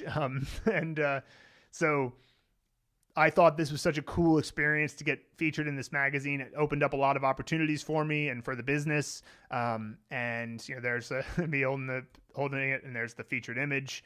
So, again, these things that happen that you go, all right, well, if you work really hard at something and you put out something that makes that's remarkable, right, then people will remark on it, and like journalists will want to talk about it. So it was very cool. And by the way, this is like a typical newsstand in China. This was like right outside my house. And they'll like the newsstands often have a lot of fresh fruit around, and some of them are uniquely Chinese fruits and stuff. And yeah, this is a very cool type of little spot. I'm glad they took the picture there. So I guess I'll call all of these. Probably tag all of them together as sort of business opportunities and like inclusion in a cultural event. And I'll call this applying personal skill to Chinese, because that was what happened here. Now, this is a video that's Luke in my apartment in 2017. He was being interviewed. Like in 2017, there was a bunch of media articles written, in 2018 as well, about me and Mandarin Blueprint, and I'll explain why. But this is them setting up in my apartment to interview Luke, and we have some of these videos around of these sort of news pieces done about what we were up to and what I had done, and so this was a very interesting time. That again, it just taught me that if you really dig in and you really try to make something remarkable, try to do something remarkable, you'll find something that goes very well. So I also call this a business opportunity here. It's sort of an inclusion in a cultural event. And there's Luke again, doing the same thing. And this is where I used to shoot all the Mandarin Blueprint videos, in this little room here. So the early Mandarin Blueprint videos were all there. And then there's in my living room in Fei Cui Teng in Jade City in Chengdu. This is I was giving a speech at the Tianfubei entrepreneurship competition, and I just loved this because the thing I had on the background said 中文难不难, which means like, is Chinese difficult? But this one just says Chinese difficult. And I just thought that was funny, because basically what I was trying to say is it's not as difficult as you think. And so I was giving this speech in Chinese to a group of judges and the other competitors to say, hey, Mandarin Blueprint that was at the time a new company. We started working on it in 2016. And so this was 2017. I was basically saying, like, here's what we've worked on and here's the plan. And it was based on, Luke and I sharing notes. And then I wrote my thesis for graduating Sichuan University all about it. And the thesis was basically saying, like, the way you guys teach is not that effective. If you did it this way, it would be way more effective. And so I wrote the thesis. That thesis led to me getting an outstanding thesis award. That outstanding thesis award, here's me with that award, with my thesis advisor and my favorite teacher, You Lao Shi. And that led me getting that thesis award led to me getting the first ever entrepreneurship visa in Sichuan province. So a foreign talent that is starting a business. It was a new sort of, what do you call that? A yundong. Sometimes the Chinese word is there for me and not the English word. It was the English word is just escaping me right now, but it was something that the government wanted to start doing to try to attract foreign talent to start businesses in China. And they gave me the first ever entrepreneurship visa in Sichuan. So the media was there. And so that's why there's pictures of me getting interviewed by the media in the visa office. And so the thesis award led to me getting the visa, which led to me getting the entrepreneurship competition opportunity, and giving this speech, which led to us coming in second place at the Tianfubei 创业比赛.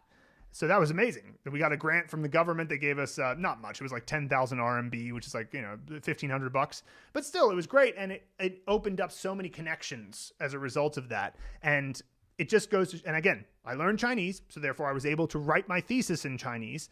I worked really hard on it, got an award. It's like the things that you can do if you learn Chinese, you won't be able to predict it.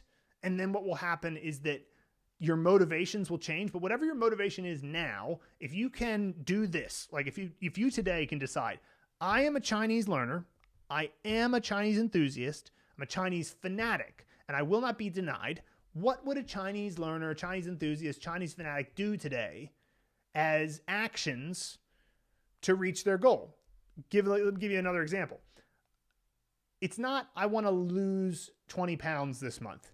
It's, I'm an athlete. What does an athlete do? Well, they eat well, they run, they lift weights, they stretch, So I'm an athlete, so I'm going to do those things. And I'm also going to create processes about those things. And also and then as a result, I will have these outcomes or goals, but they come last. They emerge, like people put goals first. And that's actually, I think, not thinking about it the right way, because you can be anything in this world. Once you decide I'm a Chinese enthusiast, that's your starting point. Then you naturally go, well, what is that? What does a Chinese enthusiast do? Well, they learn Chinese characters. They learn how to pronounce things properly. They listen to Chinese on their computer all the time. They are always looking for new resources. They're trying to find Chinese friends. They're learning about the characters. They're writing, blah, blah, blah, blah. It just goes on, right? And then the outcome is, oh, I learned 100 characters this month. Or, oh, I was able to read this whole article. Or, oh, I gave a speech in an entrepreneurship competition. But it's not going to happen by starting with the goal. The goal is the emergent result of the identity and the why. Why are you doing it? So that's another thing that's important, is why are you learning Chinese, right? So this, this one, anything of these was a inclusion in a cultural event. It was applying a personal skill. It was a business opportunity. I'll call that for all of these. This, same thing, cultural event. This is also, this is a different media event that was shot at my house interviewing Luke and I. So, there was a lot of interest at that time. So again, inclusion in cultural event, business opportunity, applying personal skill. And then here, again, this was getting that visa. I mean, this is definitely a uniquely China experience because it was the first ever entrepreneurship visa, right? So, and certainly led to business opportunities, applying the personal skill. I mean, just all this stuff was amazing. It was such a good time. And it was, the entrepreneurship visa, getting that, like, it was the kind of thing that you could open any kind of new business interaction with, like, I'm that guy, right? It made such a difference. And it all came back to committing to teaching Chinese the right way and writing about it in my thesis and, you know, et cetera, et cetera. So yeah, this, all those. These are some other pictures of my band from that time. This one also includes Dali, who is our singer. She's half Tibetan, I should say 3/4 Tibetan, 1/4 Lebanese, from Tibet, and lived in Chengdu.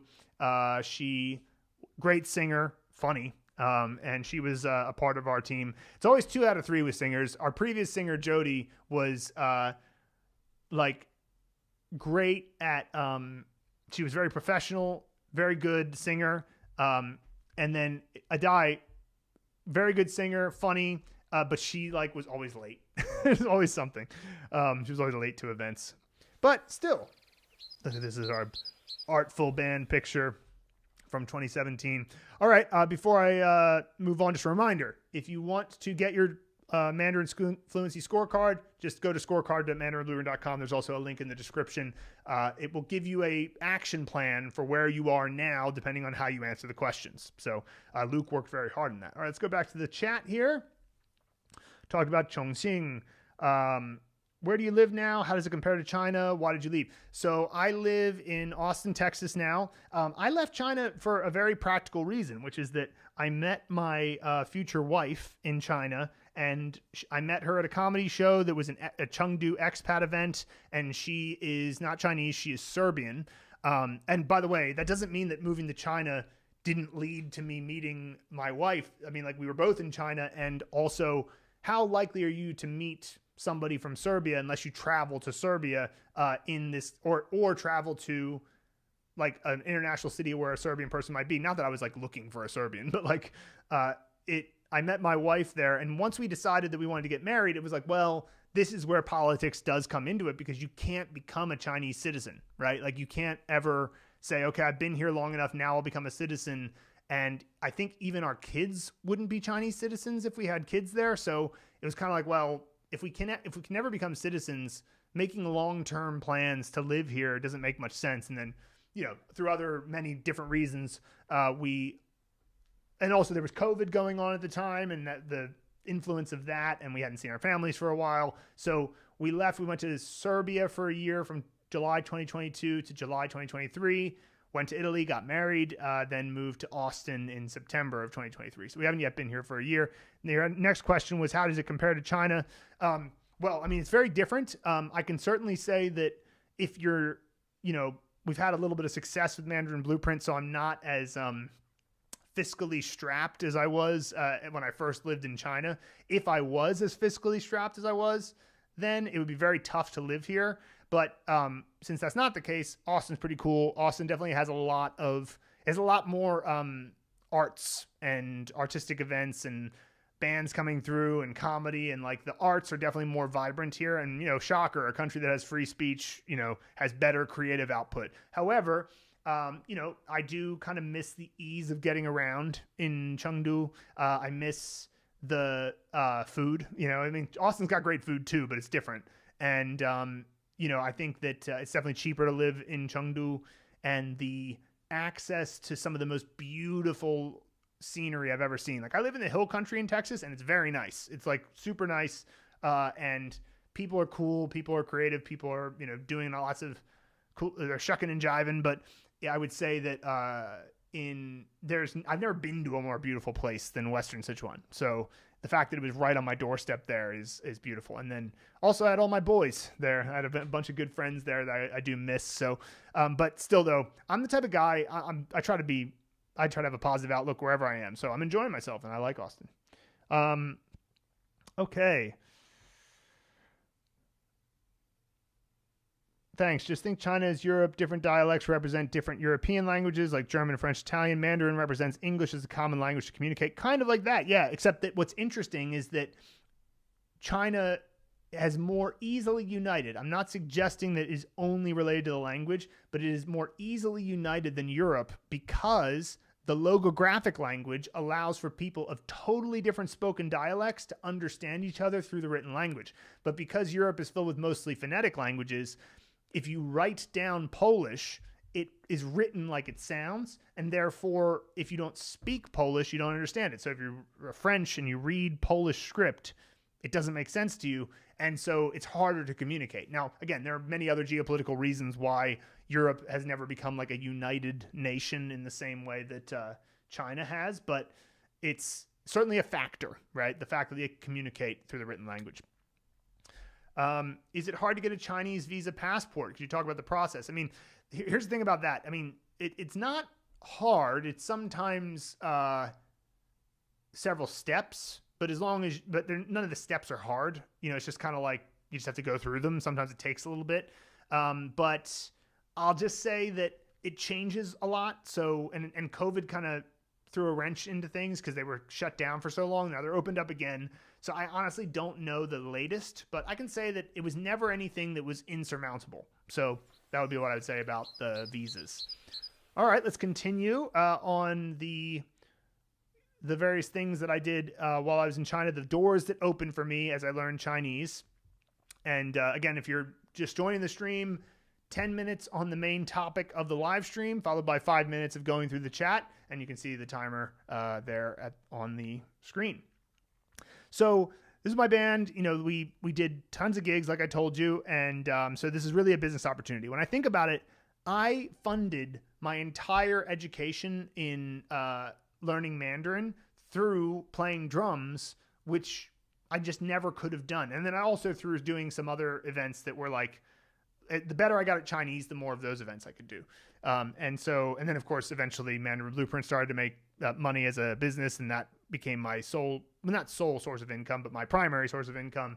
And then after I moved away from China and I wasn't playing gigs anymore, it was fine. But this really held it together. And I love playing music. It was such a beautiful experience to make these connections with these guys. So, you know, definitely friendship connections there, and applying personal skills. So that's what we had there. Another picture of the band, just great stuff. I mean, I love these guys. And this was, by the way, this was taken on the top of a shopping mall on Kehua Zhonglu and Second Ring Road in Chengdu, because if a lot of Chinese cities, including Chengdu, have a ring road system. And so here's Chengdu, for example. If you zoom out enough, I mean, I would have to show the roads here. Let me show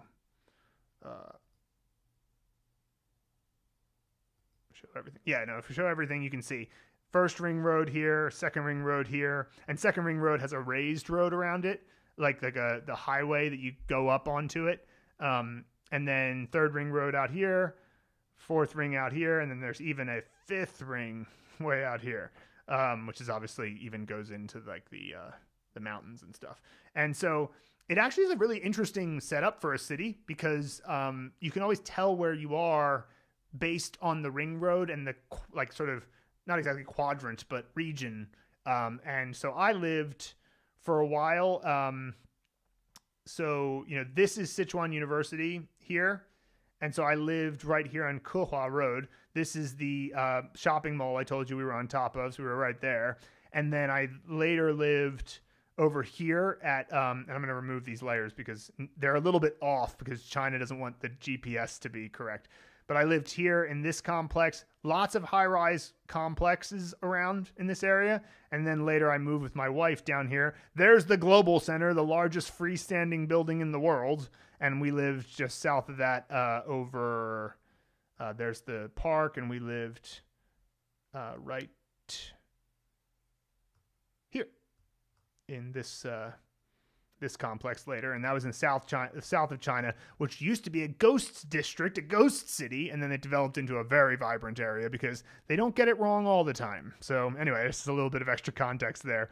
So again, this one was applying personal skill, friendship connections, and business opportunities. So these are the doors that open for me. Now this is Luke and I presenting at the second round of the Tianfu Cup, and what a just incredible experience being here, because this is a much bigger group now, and it was in Yibin, which is a city in Sichuan right on the Yangtze River. It's the first major city on the Yangtze, which is Chongqing. And again, that's the picture of us getting second place in the first competition. And this was got to remember to tag things here. So this was definitely a business opportunity, applying a personal skill. It was a uniquely China experience. It was a travel experience too, because we went to Yibin. So that was great. And then again, this one, same thing. This one wasn't a travel experience because this happened in Chengdu, but business opportunity, applying personal skills. So cool stuff there. And again, that all came from the fact that I got this outstanding thesis award. And this guy, You Lao Shi, I bring him up in the course all the time because he was the one professor at Sichuan University who I had other decent teachers, but he was the one who understood that they're teaching it wrong and how you should teach Chinese is character by character. That was his big thing. 一个字一个字的学习. All right, so that means learn character by character. And his point was, it's not the word level. In Chinese, we're often taught to learn words. Like, okay, I'm going to say, I'm going to say 东西 or 杯子, or like just learn a 电脑 is a computer. Mao is cat, right?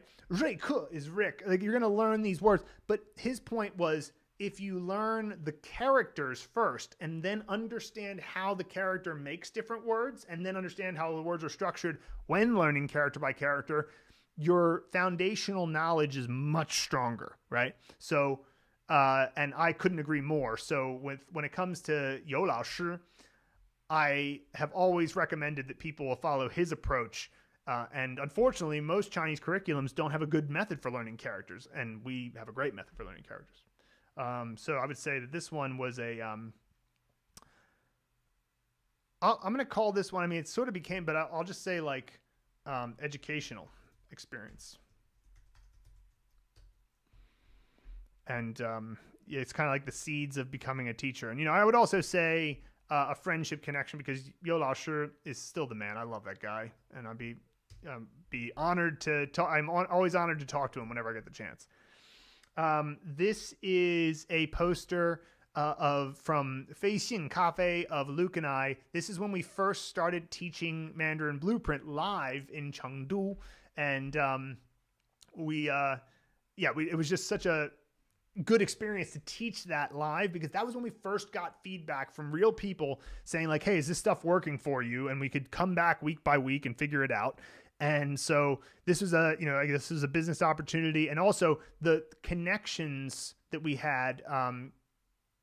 So I'll call this business opportunity. Where'd it go? Oh yeah, it got left the list. So it was a business opportunity, and Feixin Cafe was through friendship connections. So I'll call it friendship connections because Luke's then girlfriend, future wife, knew the owner of Feixin Cafe, and they had these extra rooms where we could teach, and we just promoted them as well, as long as we taught, and we encouraged the people there to buy a coffee while they were there. That was really great. And there was this guy there, Hongbin, and Hongbin, one day I showed up and I was wearing shorts and a t-shirt because I'd just been running. I exercise all the time and just have for a long time. And it was a cold day, and he was like, aren't you cold? And I was like, being cold builds character. And I just sort of said that, and offhandedly.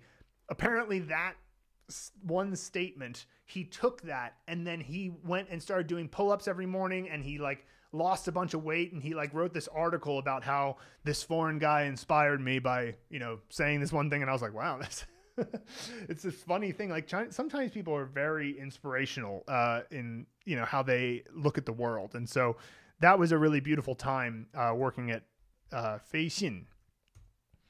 This is another image of us teaching in that, or speaking at that event from the back, so you can get a sense of it. It was a bigger event. There were more participants, and we drew the out of the hat to go first out of like 50 businesses. I was like, oh, going first at a competition sucks. So we didn't make it onto the final round, unfortunately.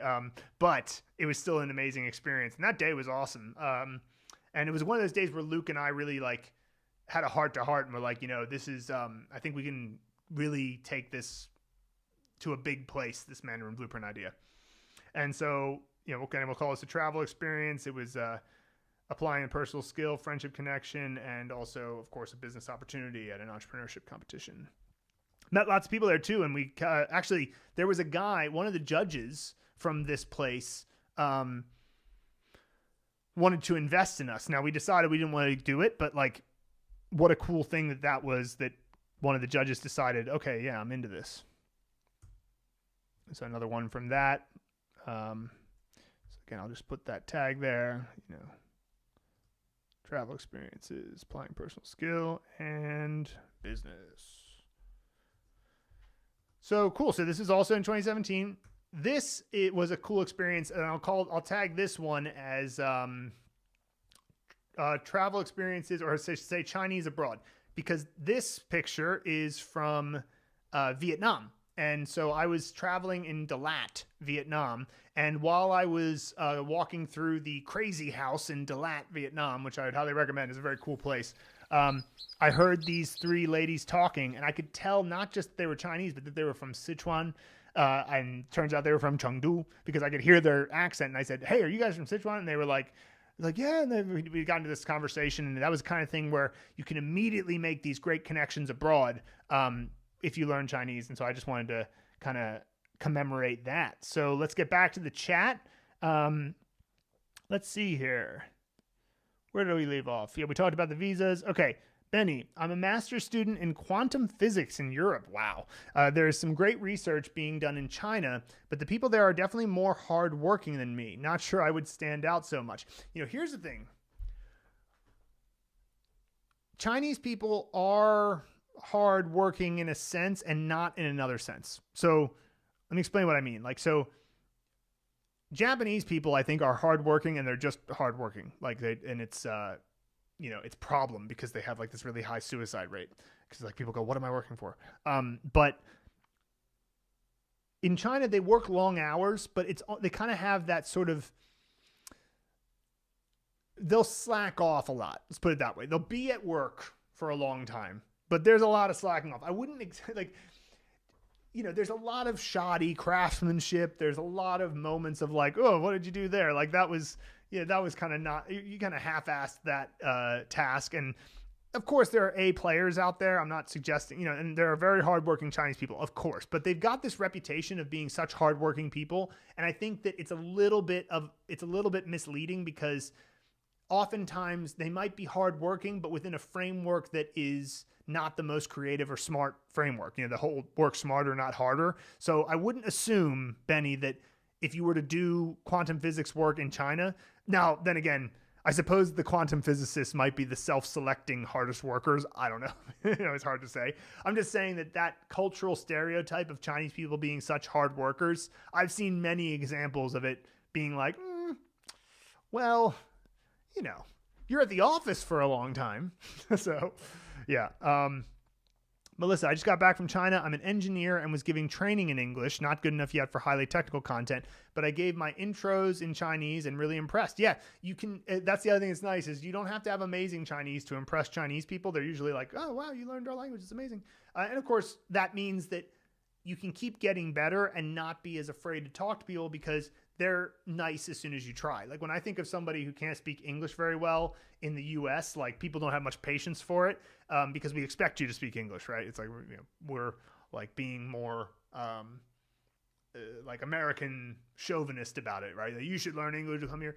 Chinese people are a little bit less like that. They're well, our language is hard, so we don't really expect you to learn it. We'll, communicate with you in our, Chinglish, or, in some cases very good English, but when you actually put in an effort, they're like, oh, wow, great. Because they're a little bit too proud of their own language. I mean, Chinese is an amazing language, but it's not impossible to learn. You can learn it, right? They kind of have this attitude no, nobody could ever learn our language, right? So, but still, as a result of that mentality, they therefore are willing to, they're very impressed when you try. Benny says, I'm also an avid rock climber, though. That might present more opportunities. Absolutely. I went to a place called Getuhe in Guizhou province, and that place had a ton of rock climbing. We met a bunch of rock climbers from Europe, actually, and they ruled. So I think you could find a lot of rock climbing opportunities in China. I was asked when I could give the whole thing in Chinese. Working on that. Nice, Melissa. Past character 1200 in Mandarin Blueprint. Yes! Hi, Phil. I tried to add your WeChat a couple of weeks ago as I'm one of your Blueprint subscribers, but I don't know if that's something you do. I don't talk to... If you have a question about Mandarin Blueprint, just send a message to contact@mandarinblueprint.com. My WeChat is like... first of all, I don't even really use it that much anymore now that I'm not in China. I do to communicate with my friends who are still in China. But I don't... I don't do Mandarin Blueprint work through my WeChat. So just contact@mandarinblueprint.com if you have any questions. Let's see here. Trying to decide mainland over Taiwan. Which and why would you recommend? One over the other and why? I mean, I can't really speak to everything about this because I never lived in Taiwan. There's a million considerations. I would just say don't overly weight the geopolitical considerations. It's easy to do that because when you look at Western media, it just seems like Taiwan is the greatest place ever and China is a hellhole. And it's like, it's not true. Taiwan has a bunch of things that are problematic. It's higher cost of living. The business environment is more cutthroat, etc. And you have freedom of speech and they vote and they have a democracy. And then in mainland China, you've got so many more people and therefore so many more opportunities to potentially apply your craft. You only have to learn simplified characters if you go there, which is very useful. And you can get a VPN before you get there and still have access to the outside world. So it's easy, I used a VPN the entire time I was in China. It was never a problem. I would just say that save a major geopolitical event like they actually invade Taiwan, then in which case you'd want to probably be in neither place. Mainland China is, they're both worth it. But if you go to mainland China, I highly recommend going to Chengdu because Chengdu rules. It's awesome. And then after you've been there and got pretty good at Chinese, maybe go to Dali. Dali, you'd need to be able to speak Chinese because it's just not a populated enough place and enough people speak English. But man, great place. All right, I'm going to continue. So these guys were headhunters. This guy to the right is, we were working with him to find some communication with, so we'll call this as a business interaction, a business opportunity, combined with a somewhat uniquely China experience. Because you can see here, we were having traditional tea. These two guys, retirees, but they were just such lovely guys. They were such Sichuanese guys. And they invited us out for tea a lot, had really interesting conversations. They're always interested about your place in the world. And then this guy was a businessman running the company, and we ended up doing some projects with them. And so these are the types of things that opened up as a result of us doing that entrepreneurship competition, which was very cool. I'll also say this about Chinese business culture. In China, guanxi is really important, which is like your relationship network. And so the negative way to look at that would be like nepotism. Like you give jobs to people who are in your network, not, to anybody else. But the positive way to look at it is like this. If we're going to do business together, it's really going to affect your life. Like money is going to be changing hands and it's going to affect you and your family. And so I want to make sure I know you. So they'll get together. They'll go to bathhouses together and talk in the sauna so that you can't have your, phones with you and you can't be distracted and you're not going to be recorded. You can just have a real conversation about business, and you go out to dinner, you go out to eat, you do events together. You create a friendship so that there is trust in the business relationship. And we don't feel the necessity to do that as much in America, but it's very charming. It's also a bit of overhead, right? Everything's a trade-off. There are no solutions, only trade-offs. So, there's extra overhead involved in having to have, like, if every business client has to be a dinner and a hot pot and you got to buy them liquor. And oh, by the way, when you're drinking with them at a hot pot on a Tuesday night, you better keep up with them because that's the cultural expectation. Coming into work on Wednesday, super hungover from Baijiu. But At the same time, though, I do appreciate the insistence on making sure that there's trust, and I think that is admirable. So, another great opportunity was done there. This was a dinner I had at a Chinese friend's house, and I loved the reason why I wanted to put this picture in here, besides the fact that it's just showing that you can make friendship connections all around, is that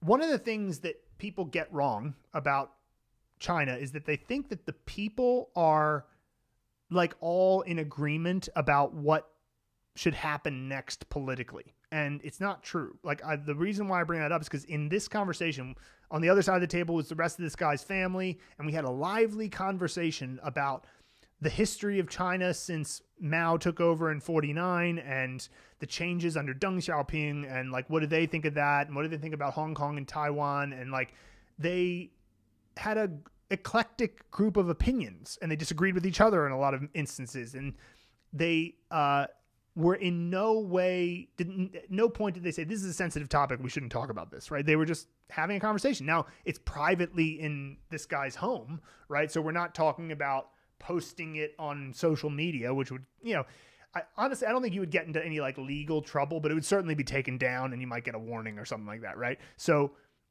there are things you're not supposed to talk about in public, but that doesn't mean that Chinese people aren't willing to talk about it in private. And my recommendation is that if you find those topics interesting, don't be afraid to talk about them because you think that, like, I don't know, you're going to be reported or something like that. No way. Maybe if it was in the Maoist era, but not anymore. And so what I would say just about that is that ask some questions, see what your Chinese friends think.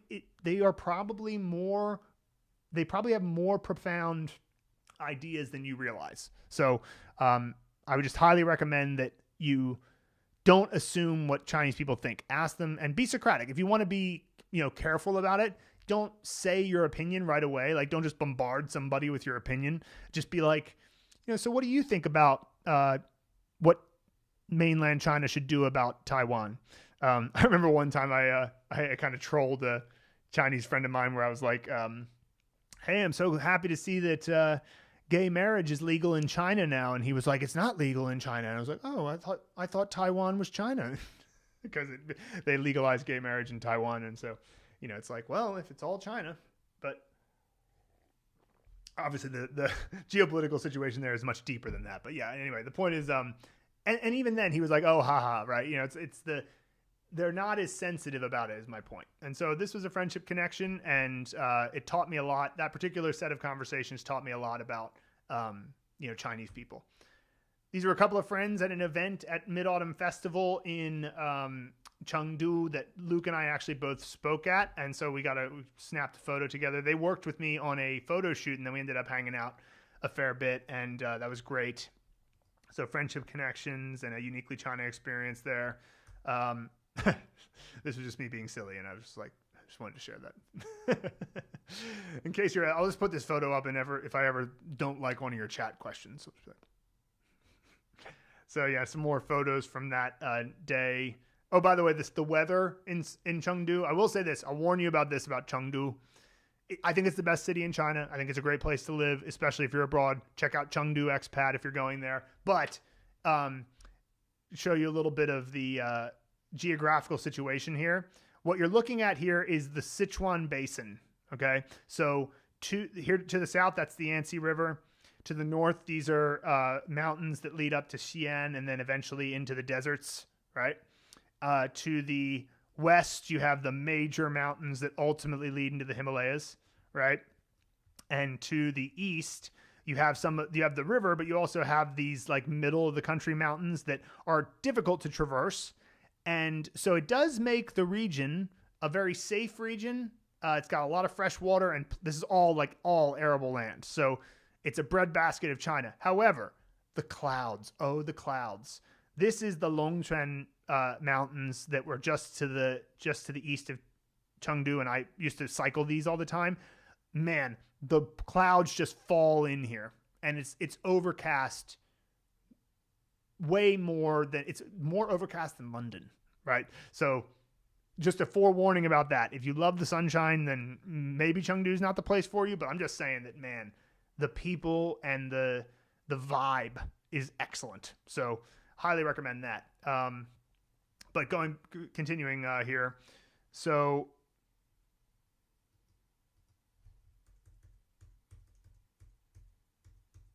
right. So this is the moment of getting the entrepreneurship visa. And yeah, the funny thing about this was that they didn't tell me the media was coming. They just said, hey, can you make it there by 10? And can you do it at 10? And like, I thought this was just a visa procedural moment, right? So I was like, sure, I'll get there by 10, but like, it doesn't really matter. It's like, I'll just deal with the visa. I've done this a million times. And so I'll call this a uniquely China experience, an inclusion in a cultural event, and an educational experience for sure. And also, I guess you have to call this a business opportunity because it led to so much. But my point is that I was on my e-bike getting there, and I got a little bit held up. And I think I did make it there just on time, but I was like rushing into the room, and because they kept texting me like, are you here? Are you here? And I was like, yeah, I'm almost there. But like, what's the big deal? I walk into the room and it's just the media is there. I was like, and so suddenly I'm talking to them and I'm like, what's it like getting the first entrepreneurship visa? And I'm like, oh, 特别好. Just sort of shocked. And I was like, you could have told me. But so that's why it's a uniquely China experience. Like the fact that it didn't occur to the person who was working with me to get the visa to mention that. I think what she said was there might be a couple of reporters there, not loads of different people with cameras and notepads and whatever. It was wild. This is another picture from the entrepreneurship competition. I just loved this picture. I thought that it got a really interesting sort of. I just thought it was cool. Like I was, they got the lanterns behind me. Oh, by the way, guys, happy Dragon Boat Festival. I forgot. Today's Dragon Boat Festival, 端午节, in China. It's a national holiday in China. And so they eat 粽子, which is like a glutinous rice dumpling type thing. And I don't really like them, to be honest. But I got to switch to the chat here. But yeah, happy Dragon Boat Festival Day. All right, let me go back to the chat. Let's see here. You're learning Japanese and Korean, the process of understanding. Well, now you got to learn Chinese. You got to learn the 3 major East Asian languages. Come on. I'm a few months into Chinese, have already studied some night classes, and I'd probably say I know about 100 or so characters. I just feel I'm studying a lot, but not seeing any progress, especially speech. Yeah, this is a very common experience. I don't know what your night program is, JMW, but if it's anything like most of the programs I've seen, it's probably not doing the job very well. I would say that a lot of these programs, they focus on a textbook, they focus on an article, and they try to build off of the article. And it's problematic because it's top down. So they're starting from Chinese and then trying to build it down. And like, yeah, maybe you've picked up 100 characters. I think that you need to have a good bottom up approach, something that goes bit by bit through component by component, character by character, word by word, and then simple sentence by simple sentence into more complicated sentence and dialogues, into its short opinion pieces, into full paragraphs of like a short story, and then a longer graded short story like a fairy tale, then into graded readers. That's what we do at Mandarin Blueprint. And then we also have been introducing these top-down resources like the Mandarin Speaking and Listening Kickstarter, as well as the upcoming course, the Phrase Vault. And we also really focus on pronunciation with Pronunciation Mastery. Honestly, our system is a full curriculum. It is a big curriculum like probably the night class you're taking. And I don't know how much your night class costs, but it might be less than the monthly installment of the Blueprint. And I honestly think it's better. The only thing that it's incumbent upon you to do is to actually speak with Chinese people. I mean, heck, you can even speak with ChatGPT these days. It's actually really impressive how well it talks back to you. So if you're shy, but I don't know. I think it's better, and you can do it on your own time. Now you have to commit time to it, but anyway, I can't say for sure, but I'm pretty sure it'd be better. Malcolm, if I go to Taiwan, would it be safe?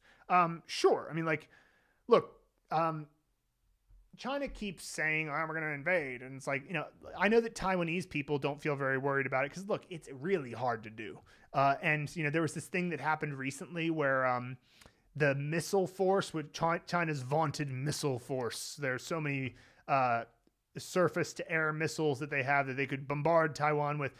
This was the most Chinese story I've ever heard, and I completely believe it, which is that it turns out that a bunch of the missiles were filled with water instead of rocket fuel. Many of the silos were actually welded shut and couldn't be opened, and that a lot of the rocket fuel, the workers were using it to fuel their little fire jets to cook hot pot. And I was like, that is the most, I believe that entirely. The Chinese workers were making hot pot with rocket fuel. And it doesn't mean that like they're not going to invade, but what it does mean is that, shocker, they didn't have a very like comprehensive system for checking up on their missiles and stuff. And if they can't rely on those missiles, then they're an amphibious invasion of a mountainous country that's been aware that you might invade for 75 years and preparing for it is hard. And so I don't think it's going to happen anytime soon. That's my opinion. Obviously, we'll see, but I think you'd be safe. And that's the only real risk. It's not like Taiwanese people are like violent or something like that compared to the world standard. So living there in general wouldn't be like that. So yeah. Okay. So I'm going to do one more round of talking about the doors that open for me in China, and I'm not done. So I'm going to do this again tomorrow. It might not be at exactly the same time, but I'll make a post about it so that you guys can join if you want. But I'll do one more round of this for 10 minutes. I'll finish. And then after that, I'll finish up whatever is left in the chat. So if you guys have any further questions, any further things that you want to ask them now. And then after this 10-minute period, I'll go through whatever is remaining. So, and thank you all for joining so much. 谢谢大家，你们今天参与我们的直播 live stream， 我们的直播。我感激不尽. All right, so this was a speech I was giving at the entrepreneurship competition, mentioned that. And then here is a gig we played at McElroy's Pub in Chengdu on Jinsha Street. This was the reason I put this in here is this was just such a great night. It was a great performance. We really hit that musical, like, heaven point where it just, you connect perfectly with my buddies Harrison and Nelson, applying the personal skill to China friendship connections. It was a expat experience. I guess I should put that here, like expat experience, because, man, sure, you go to China, you have this great cultural experience relating to China. You have this, you learn about a different culture, this 5,000-year-old civilization with memes that have been traveling for so long. It's an amazing place. And that is the biggest thing. But you end up meeting people from all over the world, and you automatically have something to talk about whenever you meet with them, because it's like, why did you come to China, right? As soon as you meet with somebody, there's an instant conversation that can happen. And so making friends is so easy. I definitely recommend that if you go to China, find the local expat community in Chengdu. It's called Chengdu Expat. You can just look it up on WeChat or, like on the internet, they have a website, and connect with those people, get put into the WeChat groups, and next thing you know, you'll be invited to events. There'll be lots of stuff going on. It's just, it'd be great. So, highly recommend that. I mentioned this before, but this was one of the times giving a speech. And so that was, the inclusion in the cultural event and the, applying the personal skill and the business opportunity, because definitely made money, doing that when I did that. And again, not a thing I predicted. Oh, this is, a TED Talk. I gave a TED Talk on the way to learn Chinese properly. And kind of how, the phrase here, the 井底之蛙, that is the frog at the bottom of a well. And it's a person with a narrow view. It's like, this is a Chinese idiom. And there's lots of these 成语, these idioms By the way, I'm going to be doing a lot more YouTube shorts about idioms, so look out for those coming. But what I was trying to get across here is that learning Chinese expanded my worldview so much. And I wanted to express that by doing the things that you need to do to acquire Chinese, you can become the frog that gets out of the well, was basically my point. And you can start to see a larger phrase of the world, because the frog at the bottom of the well thinks the whole world is the bottom of the well and thinks it has mastery of everything. And so it's like a person with a narrow view who's also kind of arrogant because they think they're, better. And so being able to do that was all sorts of things. It was inclusion in a cultural event. It was educational. It was applying a personal skill, and it was, of course, it turned into a business opportunity. So same thing for some of the other ones here. This is me outside at the event in Yibin for the entrepreneurship competition. You can see here Mandarin Blueprint listed there. There's me. And this is we were the only foreigners in this whole thing. So that made it quite fun. So again, I'll call that sort of educational and business. These are the doors, opening doors. Again, this is at the TEDx event. The Useful Useless. It was a very strange name, but hey, that's what they called it. This is at the University of Science and Technology in, it was kind of like northwest Chengdu. It's kind of far, but I liked it. It's very, very cool type of university there. So again, they'll call that a business opportunity and a cultural event. Great audience too. This was also the little description that they gave me there. So, got that outstanding thesis awards for my dissertation, and that was Chinese acquisition methods from the perspective of a Mandarin learner. And so, just 2017 and 2018 were like massive years for just doing all sorts of cool stuff like this. Definitely can, if you get a chance to do a TED Talk in China, do it. It's awesome. So let's see here. Unique, it wasn't exactly, inclusion in a cultural event, business opportunity. This is with several Chinese friends just after Hot Pot, and I met Yifan. That's this lady here in the middle, and we dated for a little bit, but that was fun. And she took me out with her friends from Chengdu, and we had a great time. I mean, like Hot Pot, if you go to Hot Pot in Chengdu, that is just a great cultural experience. It's very 热闹, which is the word in Chinese for like lively and exciting, and there's lots of people drinking and cheersing and making loud, boisterous noises. Like, I can't imagine a Hot Pot like place in like Japan. I mean, I guess I'm sure there are places like that, but like, one of the biggest differences I think between Chinese and Japanese culture is that there's definitely an element of Chinese culture that's like it's like reveling in the lack of being proper, if that makes sense. Now, there are moments where people are very formal and proper, sure, but like there's like a revelry in that sense. And I know that Japan has a pretty like robust drinking culture, so that I'm sure that people get pretty revelrous there at certain times. But yeah. Hot Pot, go to it if you can. So I'll call this a friendship connection and a uniquely China experience for sure. And yeah, totally. Another one from there. This is me at the Mid-Autumn Festival event in Western Chengdu at this museum there with, they called her Tao Tao, and she is the best guzheng player I've ever seen. Guzheng, she's the best guzheng player I've ever seen. And guzheng is that, if you've probably heard of another version of it is called the guqin, and it is like that long stringed instrument where your left hand is kind of controlling the tones and then the right hand is picking. And she was incredible. Like, she would blow you away how good she was. And I did some performances with her, and so that was a little bit of applying a personal skill, because I played drums with her, but uniquely Chinese experience, inclusion in a cultural event, and also, of course, the friendship connection. And so really great stuff there that happened, again, as a result of being able to speak Chinese and communicate and know that there are events that I could join. By the way, Mid-Autumn Festival is a thing that a lot of Westerners don't know about. It's probably the second most important Chinese holiday outside of Chinese New Year and Spring Festival.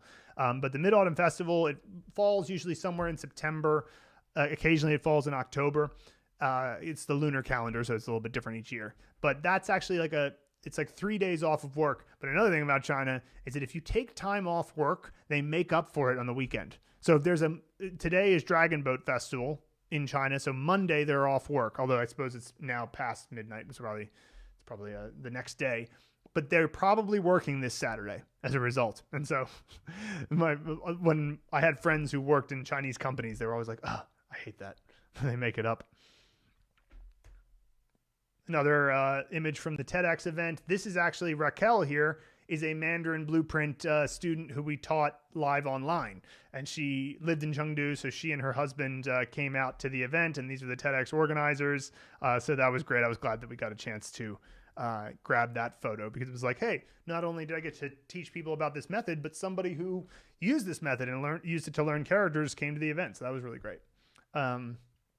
So call that a applying personal skill and business opportunities and, and friendship connection.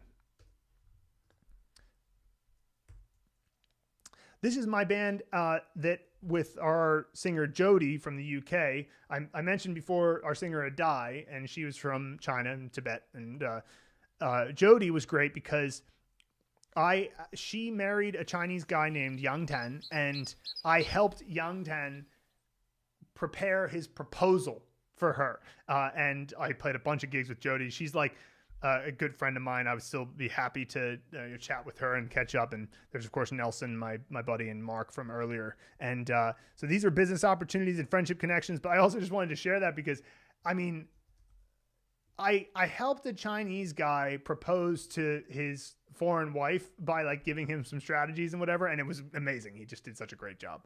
And so, like, again, how could you ever have predicted that?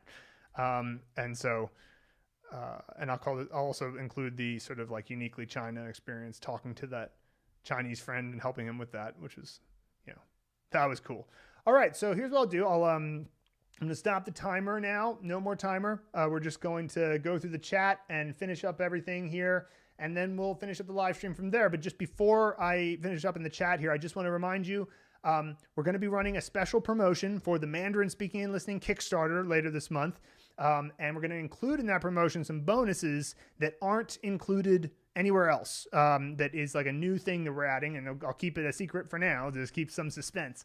But here's the thing. If you want to learn about that promotion, you can take the 2-minute quiz, get your Mandarin Fluency scorecard. You can click the link in the description, or go to scorecard.mandarinblueprint.com. Takes about 2 minutes, and then we'll give you an action plan of what to do next. And we'll send that to your email. And then when the promotion happens later this month, we'll also send that promotion to your email, and you'll find out about it. And it's not a very expensive course. So I think that you'll like the offer. And so yeah, just wanted to make sure that you guys know about that. And also, of course, pronunciation mastery, the speaking and listening Kickstarter, maybe wait on that one until we have the promotion later this month. But you're only going to save like $10 and get a couple of bonuses. So if you want to get it right now, mandarinblueprint.com/get the Kickstarter. The Mandarin Blueprint Challenge, 15 to 30 days to master 124 characters with daily activities and guided instruction, $7 for that. Free resources are over at mandarinblueprint.com/resources. And of course, our magnum opus course, the core offer, the thing that will get you to whatever level of fluency and literacy you want, the blueprint, mandarinblueprint.com/buy-the-blueprint. Okay, now let's get into this. All right. Where do we leave off? Okay, yeah. How are you able to overcome the VPN issues in China? And do you think the Blueprint website will ever not need a VPN? So the VPN issues in China, I used Astral. I also, for a period of time, used Watopia. Although Watopia is slower, but it's like very reliable. And I think I used at one point VP Ninja.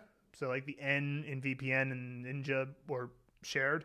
I used that for a while, but honestly, I find Astrill, Astrill, to be very consistently worked. And I ran, like, the question of like, did the VPN work? I ran Mandarin Blueprint teaching live lessons and making a video course on Western platforms for 6 years and didn't ever have a problem. So occasionally it would be like, oh, there's a little bit of an outage right now. But so Astrill was just very reliable. A lot of Western VPNs that are promoted on a YouTube video like ExpressVPN or NordVPN. I found NordVPN didn't work at all. ExpressVPN is pretty universally hated amongst people in China. Astrill, that's the one. I'm not sponsored by them. It just worked for me for years. So that's kind of how I got around it.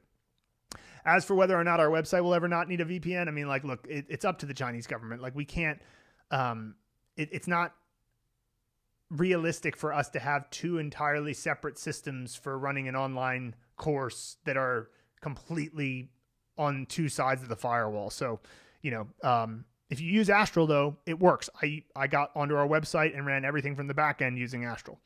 Okay. Is it realistic to think that someone can ever learn Chinese to fluency without going to a country where it's spoken? Well, first of all, why would you never want to go to the country, right? Like, I mean, it's like at some point you would want to go to the country, right? But I will say this. I mean, Wanderlust, what was it? Wanderlust Wanderlust Wanderer seems to think that that's the only way, but I just don't buy it. You can learn Chinese without going to China by doing the things that are necessary to acquire a language. What is necessary to acquire a language? Get lots of comprehensible input into your eyes and ears. Okay, so that's the most important thing to acquire a language, is understand as many messages as possible. Okay, can you get Chinese into your eyes and ears from anywhere in the world? Absolutely, right? You can have Chinese TV shows playing on YouTube all day if you want. You can have Chinese podcasts playing. There are endless articles. You can access, you can tell ChatGPT, produce 10 sentences for me so I can learn this word using this word, and it will do it, and they'll be accurate. Like, there's so many things you can do. But the problem with Chinese is that getting comprehensible messages is not so easy if you have not built any comprehension. And so building comprehension is understanding how pronunciation works, which courses like Pronunciation Mastery absolutely get you there in terms of understanding the principles. But also, we even have a free YouTube video on our channel called, I think it's just called The Ultimate Guide to Chinese Pronunciation. It has the most views on our YouTube channel. It's the Pronunciation Mastery course, which is 8 hours condensed down into 1 hour. So it's dense, but it's free. So, you can watch it, pause it a lot, and take notes if you don't want to buy Pronunciation Mastery. But Pronunciation Mastery is probably worth it. And so you learn the pronunciation. That builds comprehension, because then you can understand what people are saying more easily, and they can understand you more easily. Another thing to build comprehension is to learn Chinese characters. And if you learn the Chinese characters efficiently using the Henzi movie method, great mnemonic technique for memorizing everything about a character in 30 seconds to a minute, and then learn them in a logical order that leads to unlocking the most frequent compound words, learn those compound words in the same logical order, and then use those to create simple sentences, you can start getting comprehensible messages in as little as about 12 to 13 hours. That's about how long it takes to get through the first 12 levels of the blueprint. The Mandarin Blueprint Challenge takes you through that. So again, mandarinblueprint.com/challenge, $7, try it out. And then you start getting comprehensible input through reading and listening right away. By doing that, you then keep building, and then you're building and getting. So you're building comprehension and getting comprehensible input. And so in a certain sense, those two activities are all you need to acquire the language. And then the third activity is to activate. So build, get, and activate, BGA. This is the basic system for acquiring any language. And in Chinese, the build step is higher because of the characters. But if you build comprehension enough so that you can get comprehensible input, and you do those for long enough, you'll acquire the language to the point where when you go to speak or write, you have something to say. You can't say anything if you've never listened to the language at all. But if you listen and read as much as possible and then go to speak or write, there'll be something there. And so you keep activating. And what I mean by activate is that when you acquire a language, you build up a passive vocabulary. So an example I like with this is the word ascertain. Okay, so ascertain is a word that I understand in English, and but I wasn't really using it in my vocabulary. So if somebody said, I was trying to ascertain the solution to this problem, I understood what they were saying, but I didn't use it in day-to-day life. So that means that the word ascertain was a part of my passive vocabulary. And then I one day just used it in a sentence because it was there for me. Like it was the perfect word to describe the thing that I was trying to say. I think it was about the air conditioner being broken. And I was like, were you able to ascertain the issue or something like that? Right. Pinpoint the issue. Sure. Fine. You can say another word, but I'm just saying that word entered my active vocabulary. And so now I use it sometimes. And so the point is that that's how the process actually works. You listen or read, the only two ways that you can get comprehensible input, for a long period of time. And then you go to speak. And when you speak, each time you speak, you start activating vocabulary. And it's a magical process. I love getting into conversations and discovering, oh, that word that I've seen before, I just used it. I didn't, you can't plan it. That's the thing that, like, a lot of times when people get hung up on grammar or they get hung up on the tiny differences between words, I always want to just be like, I just want to like shake them out of it and go like, this isn't what actually happens. You just go to speak. And then when you're in a situation where the life situation in front of you demands that you say this to communicate your thought, if you've gotten enough input, it will be there for you, right? But it won't be there for you if you studied a grammar point. That is not what gets you to be able to speak in that moment. So the answer to the question of like whether or not somebody can learn when they're not in China is yes, of course you could. You have to put in more committed time to input and make sure that you find Chinese people to talk to on the internet, which there are loads. And also there's a big Chinese diaspora around the world. So in major cities, you can also find Chinese people. Since moving to Austin, I've met at least 50 Chinese people out and about. And I've been here for less than a year. They're around. So and also just remember, the Chinese language is out there for you to acquire. Don't let, you can make it go into your brain. You try to take an attitude of like, you won't be stopped. Okay. And that will help you to get through this, because it's like, there's nothing inherently, you're not special. You're not the one person who cannot acquire a language. Are you speaking a language now? Are you understanding what I'm saying? You're a human being. You're capable of understanding language. So yeah. Okay, cool. Let's see here. Good work, Melissa. I've just passed 1250 today. Snapper the Twig. Awesome. That's fantastic. 1250 characters. Did you ever think you would get that far? And also, 晚上好 to you too. It's almost 中午 for me here in Texas. Do many Chinese people speak English? Will they take over the business market, since they are native citizens? So Chinese people, there are more Chinese people learning English than there are citizens of the United States. But in my experience, China teaches a version of English that is not that great. And so when they say that, it's like, wow, look at how many people are speaking English. But how many of them are speaking it very well? Well, not that many, because they call it 阿爸英语, which is just like, hi, how are you? I'm burning alive. Fine, thanks. And you? Right? Like, it's just a series of call and response without a, real understanding of what's being said. So I would just recommend that you not rely on the Chinese people around you to be able to speak English at a decent enough level. Now, obviously, there are people who are good at it and they're around, and oftentimes they have good enough English that you could get out of an emergency. You know what I mean? But yeah, I would. And now, as to your question of will they take over the business market over you since they're native citizens? Well, obviously, if you're just doing a job that doesn't have anything to do with your connection to the outside of China world, then I guess maybe, but like you're going to be unique, right? You're going to be somebody who is a Westerner who has gone to China, right? And as a result, you will then have this perspective that Chinese people do value. Like, they're not blind to the value that you coming from a different culture can provide. So only if you don't keep your eyes open and let it, I would say. My night classes were very HSK focused and put on by the Confucius Institute. Oh no.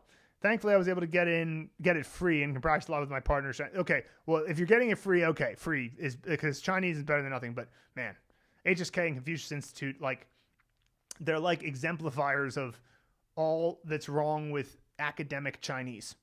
So, I mean, the HSK, like, look, they got to have some kind of test, I suppose, but it's way too formal, it's way too academic, and it doesn't really test whether or not I passed the HSK 6, which is at the time was the highest level. Now it goes up to HSK 9 in 2016.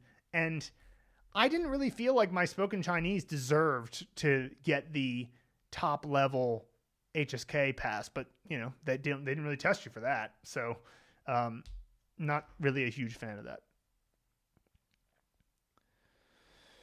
Just out of curiosity, how big is the Mandarin Blueprint now? How many people have you got on your website? And is there a plan for even further expansion? So how big is it? Like, I guess it depends on what you mean by how big. If you're saying how big are the courses, I mean, there are 9,000 lessons in the Blueprint, and that's not including pronunciation mastery, MSLK, the phrase vault, which is going to be another 350 lessons or so, and there's the MSLK is about 31 lessons, and pronunciation mastery has about like 90 to 100 lessons, and there's all sorts of other things that you can do there. Tons of comments to read. There's the Mandarin Immersion Masterclass has countless links to Chinese content, and we update that every week. So it's massive. It's a full curriculum, right? University level Chinese in a fraction of the time is our company tagline, and it's true. So think of it like that. How much would you learn in a university? We cover a similar amount, a comparable amount of stuff, except we do it in a way that is way more fun, way more streamlined, right? So there's that. And also about a 20th of the price at most. So there's that. And is there any plan for further expansion? How many people? We've had over 10,000 people. We've had over 10,000 paying members of some kind. And, of course, our audience on social media is now up to something like 150 to 175K, something like that, which is cool. It's great. And then lots of plans for future expansion, tons, and plans for optimizations, right? But the main thing, though, is that the map is there. The map is the blueprint. The territory is your own mind. Now, the map is not the territory. We can't make you walk the path.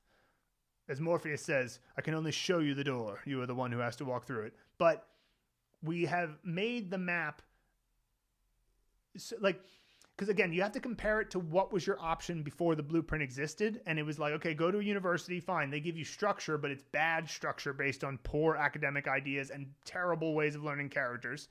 Or you try to figure it out for yourself, doing various eclectic self-learning things, which, will probably find better methods, but it's not integrated, right? So it's better, when I say better methods, not than Mandarin Blueprint, better methods than university, but unintegrated. So Mandarin Blueprint takes the best of university, which is a structured do this, then that linear curriculum, but using the best of what's online and based on actual language research, like how comprehensible input works. And it's the only system in the world that it's patent pending, where the characters unlock words, unlock sentences, unlock paragraphs, unlock stories. And it's all integrated in such a way that when you unlock something, it's made up of what you've already learned. So it always stays in the zone of your proximal development. And it just didn't exist before. It just didn't exist before. So yeah. I always hear that Chinese people speak English and will most likely outcompete you. What do you think about that? Propaganda. I don't know. I mean, that just sounds like a limiting belief that somebody has. Why should anybody outcompete you? Right? Like, I mean, I've told you before, I mentioned this earlier, like, the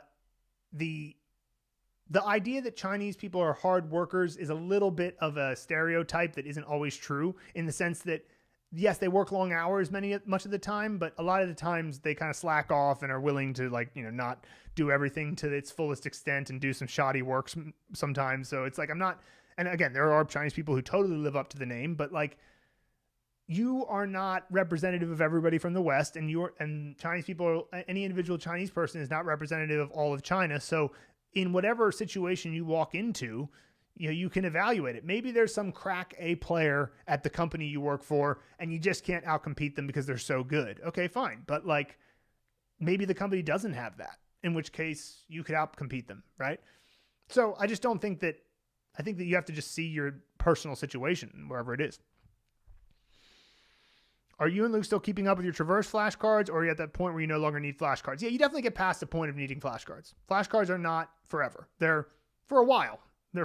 But they're not forever. So once you get to the point where you can watch a Chinese TV show and understand 98% of it, and you can read stuff and you understand it always, and like I've just done tons of reading over my time, and eventually it becomes like a natural SRS, because if you keep reading and you keep watching, all the words that you were learning keep coming up, right? So eventually you don't need flashcards yet, but so that we don't still do flashcards. Another question, but what's the highest level of HSK that I achieved? And if not, why didn't you attempt HSK? I achieved the highest level at the time in 2016, which was HSK 6.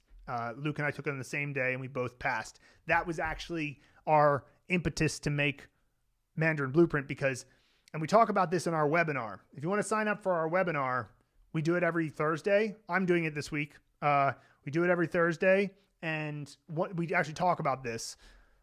We realized that what we were doing was working, because the first year of learning Chinese, we were like out to sea without a paddle. We didn't know what we were doing. We were trying different things. It wasn't really working. It was making us despondent. We almost quit. So the first year was bad and we felt terrible about it. And then the next year, we, by learning a few key things, mostly focus on characters, focus on comprehensible input, and get as much comprehensible input as you can while focusing on characters.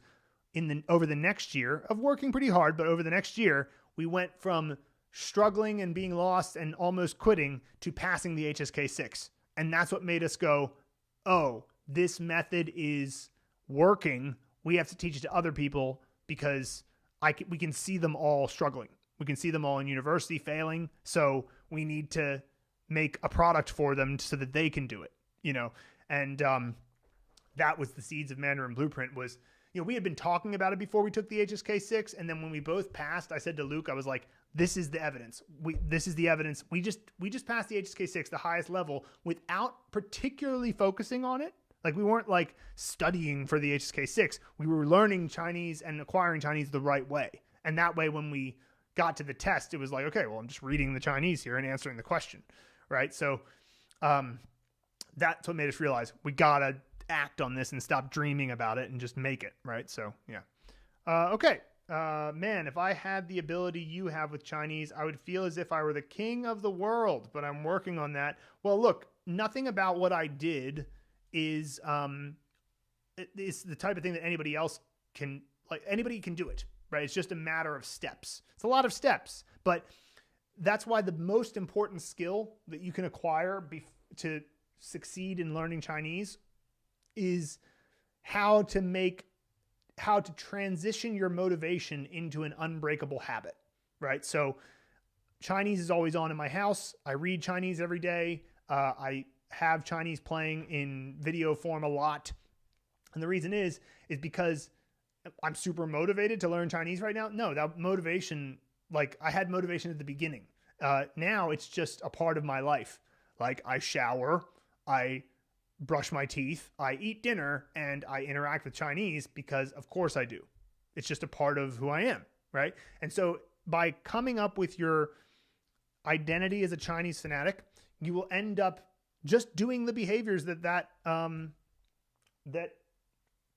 lead to Chinese fluency for a long enough time. Don't be afraid of how long it takes, because how long it takes, if your reason for doing it is strong enough, how long it takes is kind of like an irrelevant detail. It's just like, okay, well, as long as it doesn't take the rest of your life and you finally achieve fluency and then you die the next day, of course it doesn't take even nearly as long as that, a couple of years, it's like depending on, and if you spend 8 hours a day, you can maybe get to a point where you can really communicate in under a year. Like, it depends on your level of commitment. I'm just saying that, like, don't worry about how long it takes. Just make it so that if the time is going to pass anyway, so if the time passes with you doing the habits, then the natural emergent result of that will be fluent and literate Chinese.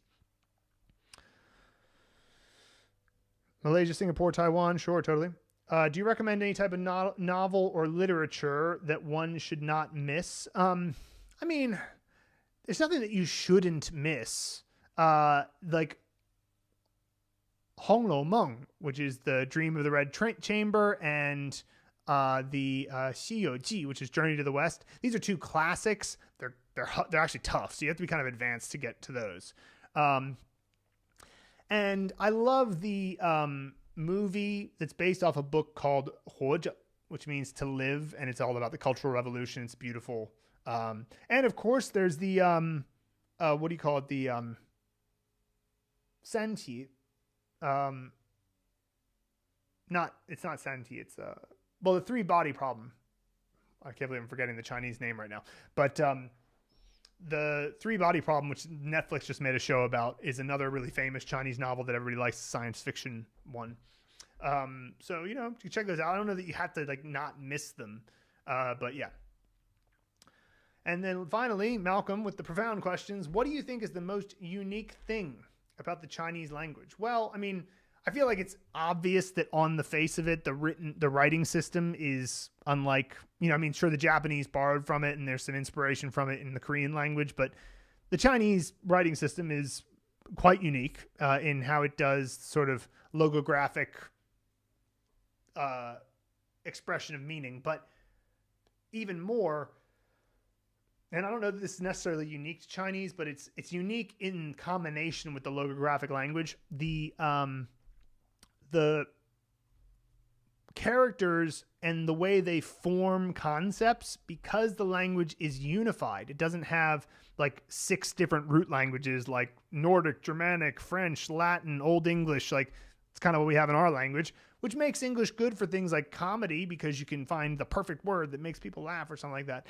But Chinese is a fairly unified system, and so it's very logical. And so it's the most logical language I've ever come across. Now, it doesn't mean I'm not a polyglot. I know English and Chinese. I've come across a little bit of other languages, Serbian and a little bit of Spanish and whatever. But most words are super easy to understand. Like, they're kind of like playground in English. What is it? It's a ground you play on. Like, it's like Chinese words are often like that.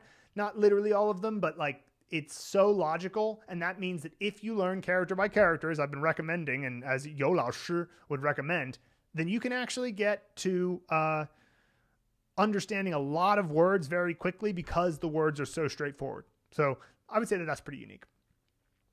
How do you write Chinese on a PC? That's through the pinyin input method, is the most common way that people do it in mainland China. So every Chinese character has an associated pinyin pronunciation, and pinyin is like, for example, ni hao is N-I, ni, H-A-O, hao. And then they have a little tone marker on them as well to let you know what tone it is. And so when you type in N-I-H-A-O into the pinyin input method, the characters ni hao appear on the screen. You can select them. So I don't know Chinese, but I have Chinese friends that I want to text them simple Chinese sentences, but Chinese have weird letters like, yeah. You don't have to type the tone marker to get the input method to work. So yeah, that's how you can do it. Nice. Okay, everyone. Well, I've gone through all of the chats here. Thank you so much for joining today. And just as a reminder, if you would like to learn about the promotion that we're having later this month on the Mandarin Speaking and Listening Kickstarter, which will include a couple of special secret bonuses, then you can take the scorecard, which is linked below in the description. It's also above my head, scorecard.mandarinblueprint.com, and take the 2-minute quiz. We worked very hard on giving you an action plan depending on what your answers are. We send those to your email, and then because you'll join our email list, we will then send you the promotion later this month, and you'll get a chance to get a special offer that is only being offered at the end of June 2024. And so next to me also, next to me is the list of all the links to our various things that we offer. Pronunciation Mastery, 8-hour course all about how to master all the Pinyin, and by the way, you'd be able to type as a result of that, Ivan. That is an 8-hour course. Great. You'll get all of the Mandarin pronunciation skills under your belt. Comes with flashcards, comes with everything you need to practice. And there's also an add-on course called the Pronunciation Practice Toolkit you can get as an option. The Mandarin Speaking and Listening Kickstarter is a listen and repeat course that gets you covered on the basics top down, and it has over 1,000 phrases, all with listen and repeat audio and flashcards. And then we have the Mandarin Blueprint Challenge. Everybody should do this at least once to find out whether or not the Mandarin Blueprint method and the blueprint is right for you, because you can learn, it'll teach you the character learning method. And if you get the character learning method down, you're going to have a lot of success with Mandarin. And then, but if you don't want to pay any money whatsoever, that's fine. The Mandarin Blueprint Challenge is only $7, but the free resources can be found at mandarinblueprint.com/resources. And of course, the Blueprint, our magnum opus core offer that was based on my graduation thesis and Luke and Mai's many hours of countless hours. There's probably at least 20,000 man hours that have gone into the Blueprint. And then if you take into account all of the comments and suggestions and paying it forward that all the members have made, the Blueprint has probably got, I don't know, like $100,000 or 100,000 hours worth of effort put into it itself. And that's just, and that's a guess, but it's probably not too far off. It's probably an undershot. So you can check that out as well. University level Chinese in a fraction of the time. It's been a pleasure to talk with you guys today. And I want to, can I switch my scene here? I'm still not used to live streaming yet. Here we go. Thanks, guys. Really appreciate it, and have a great one.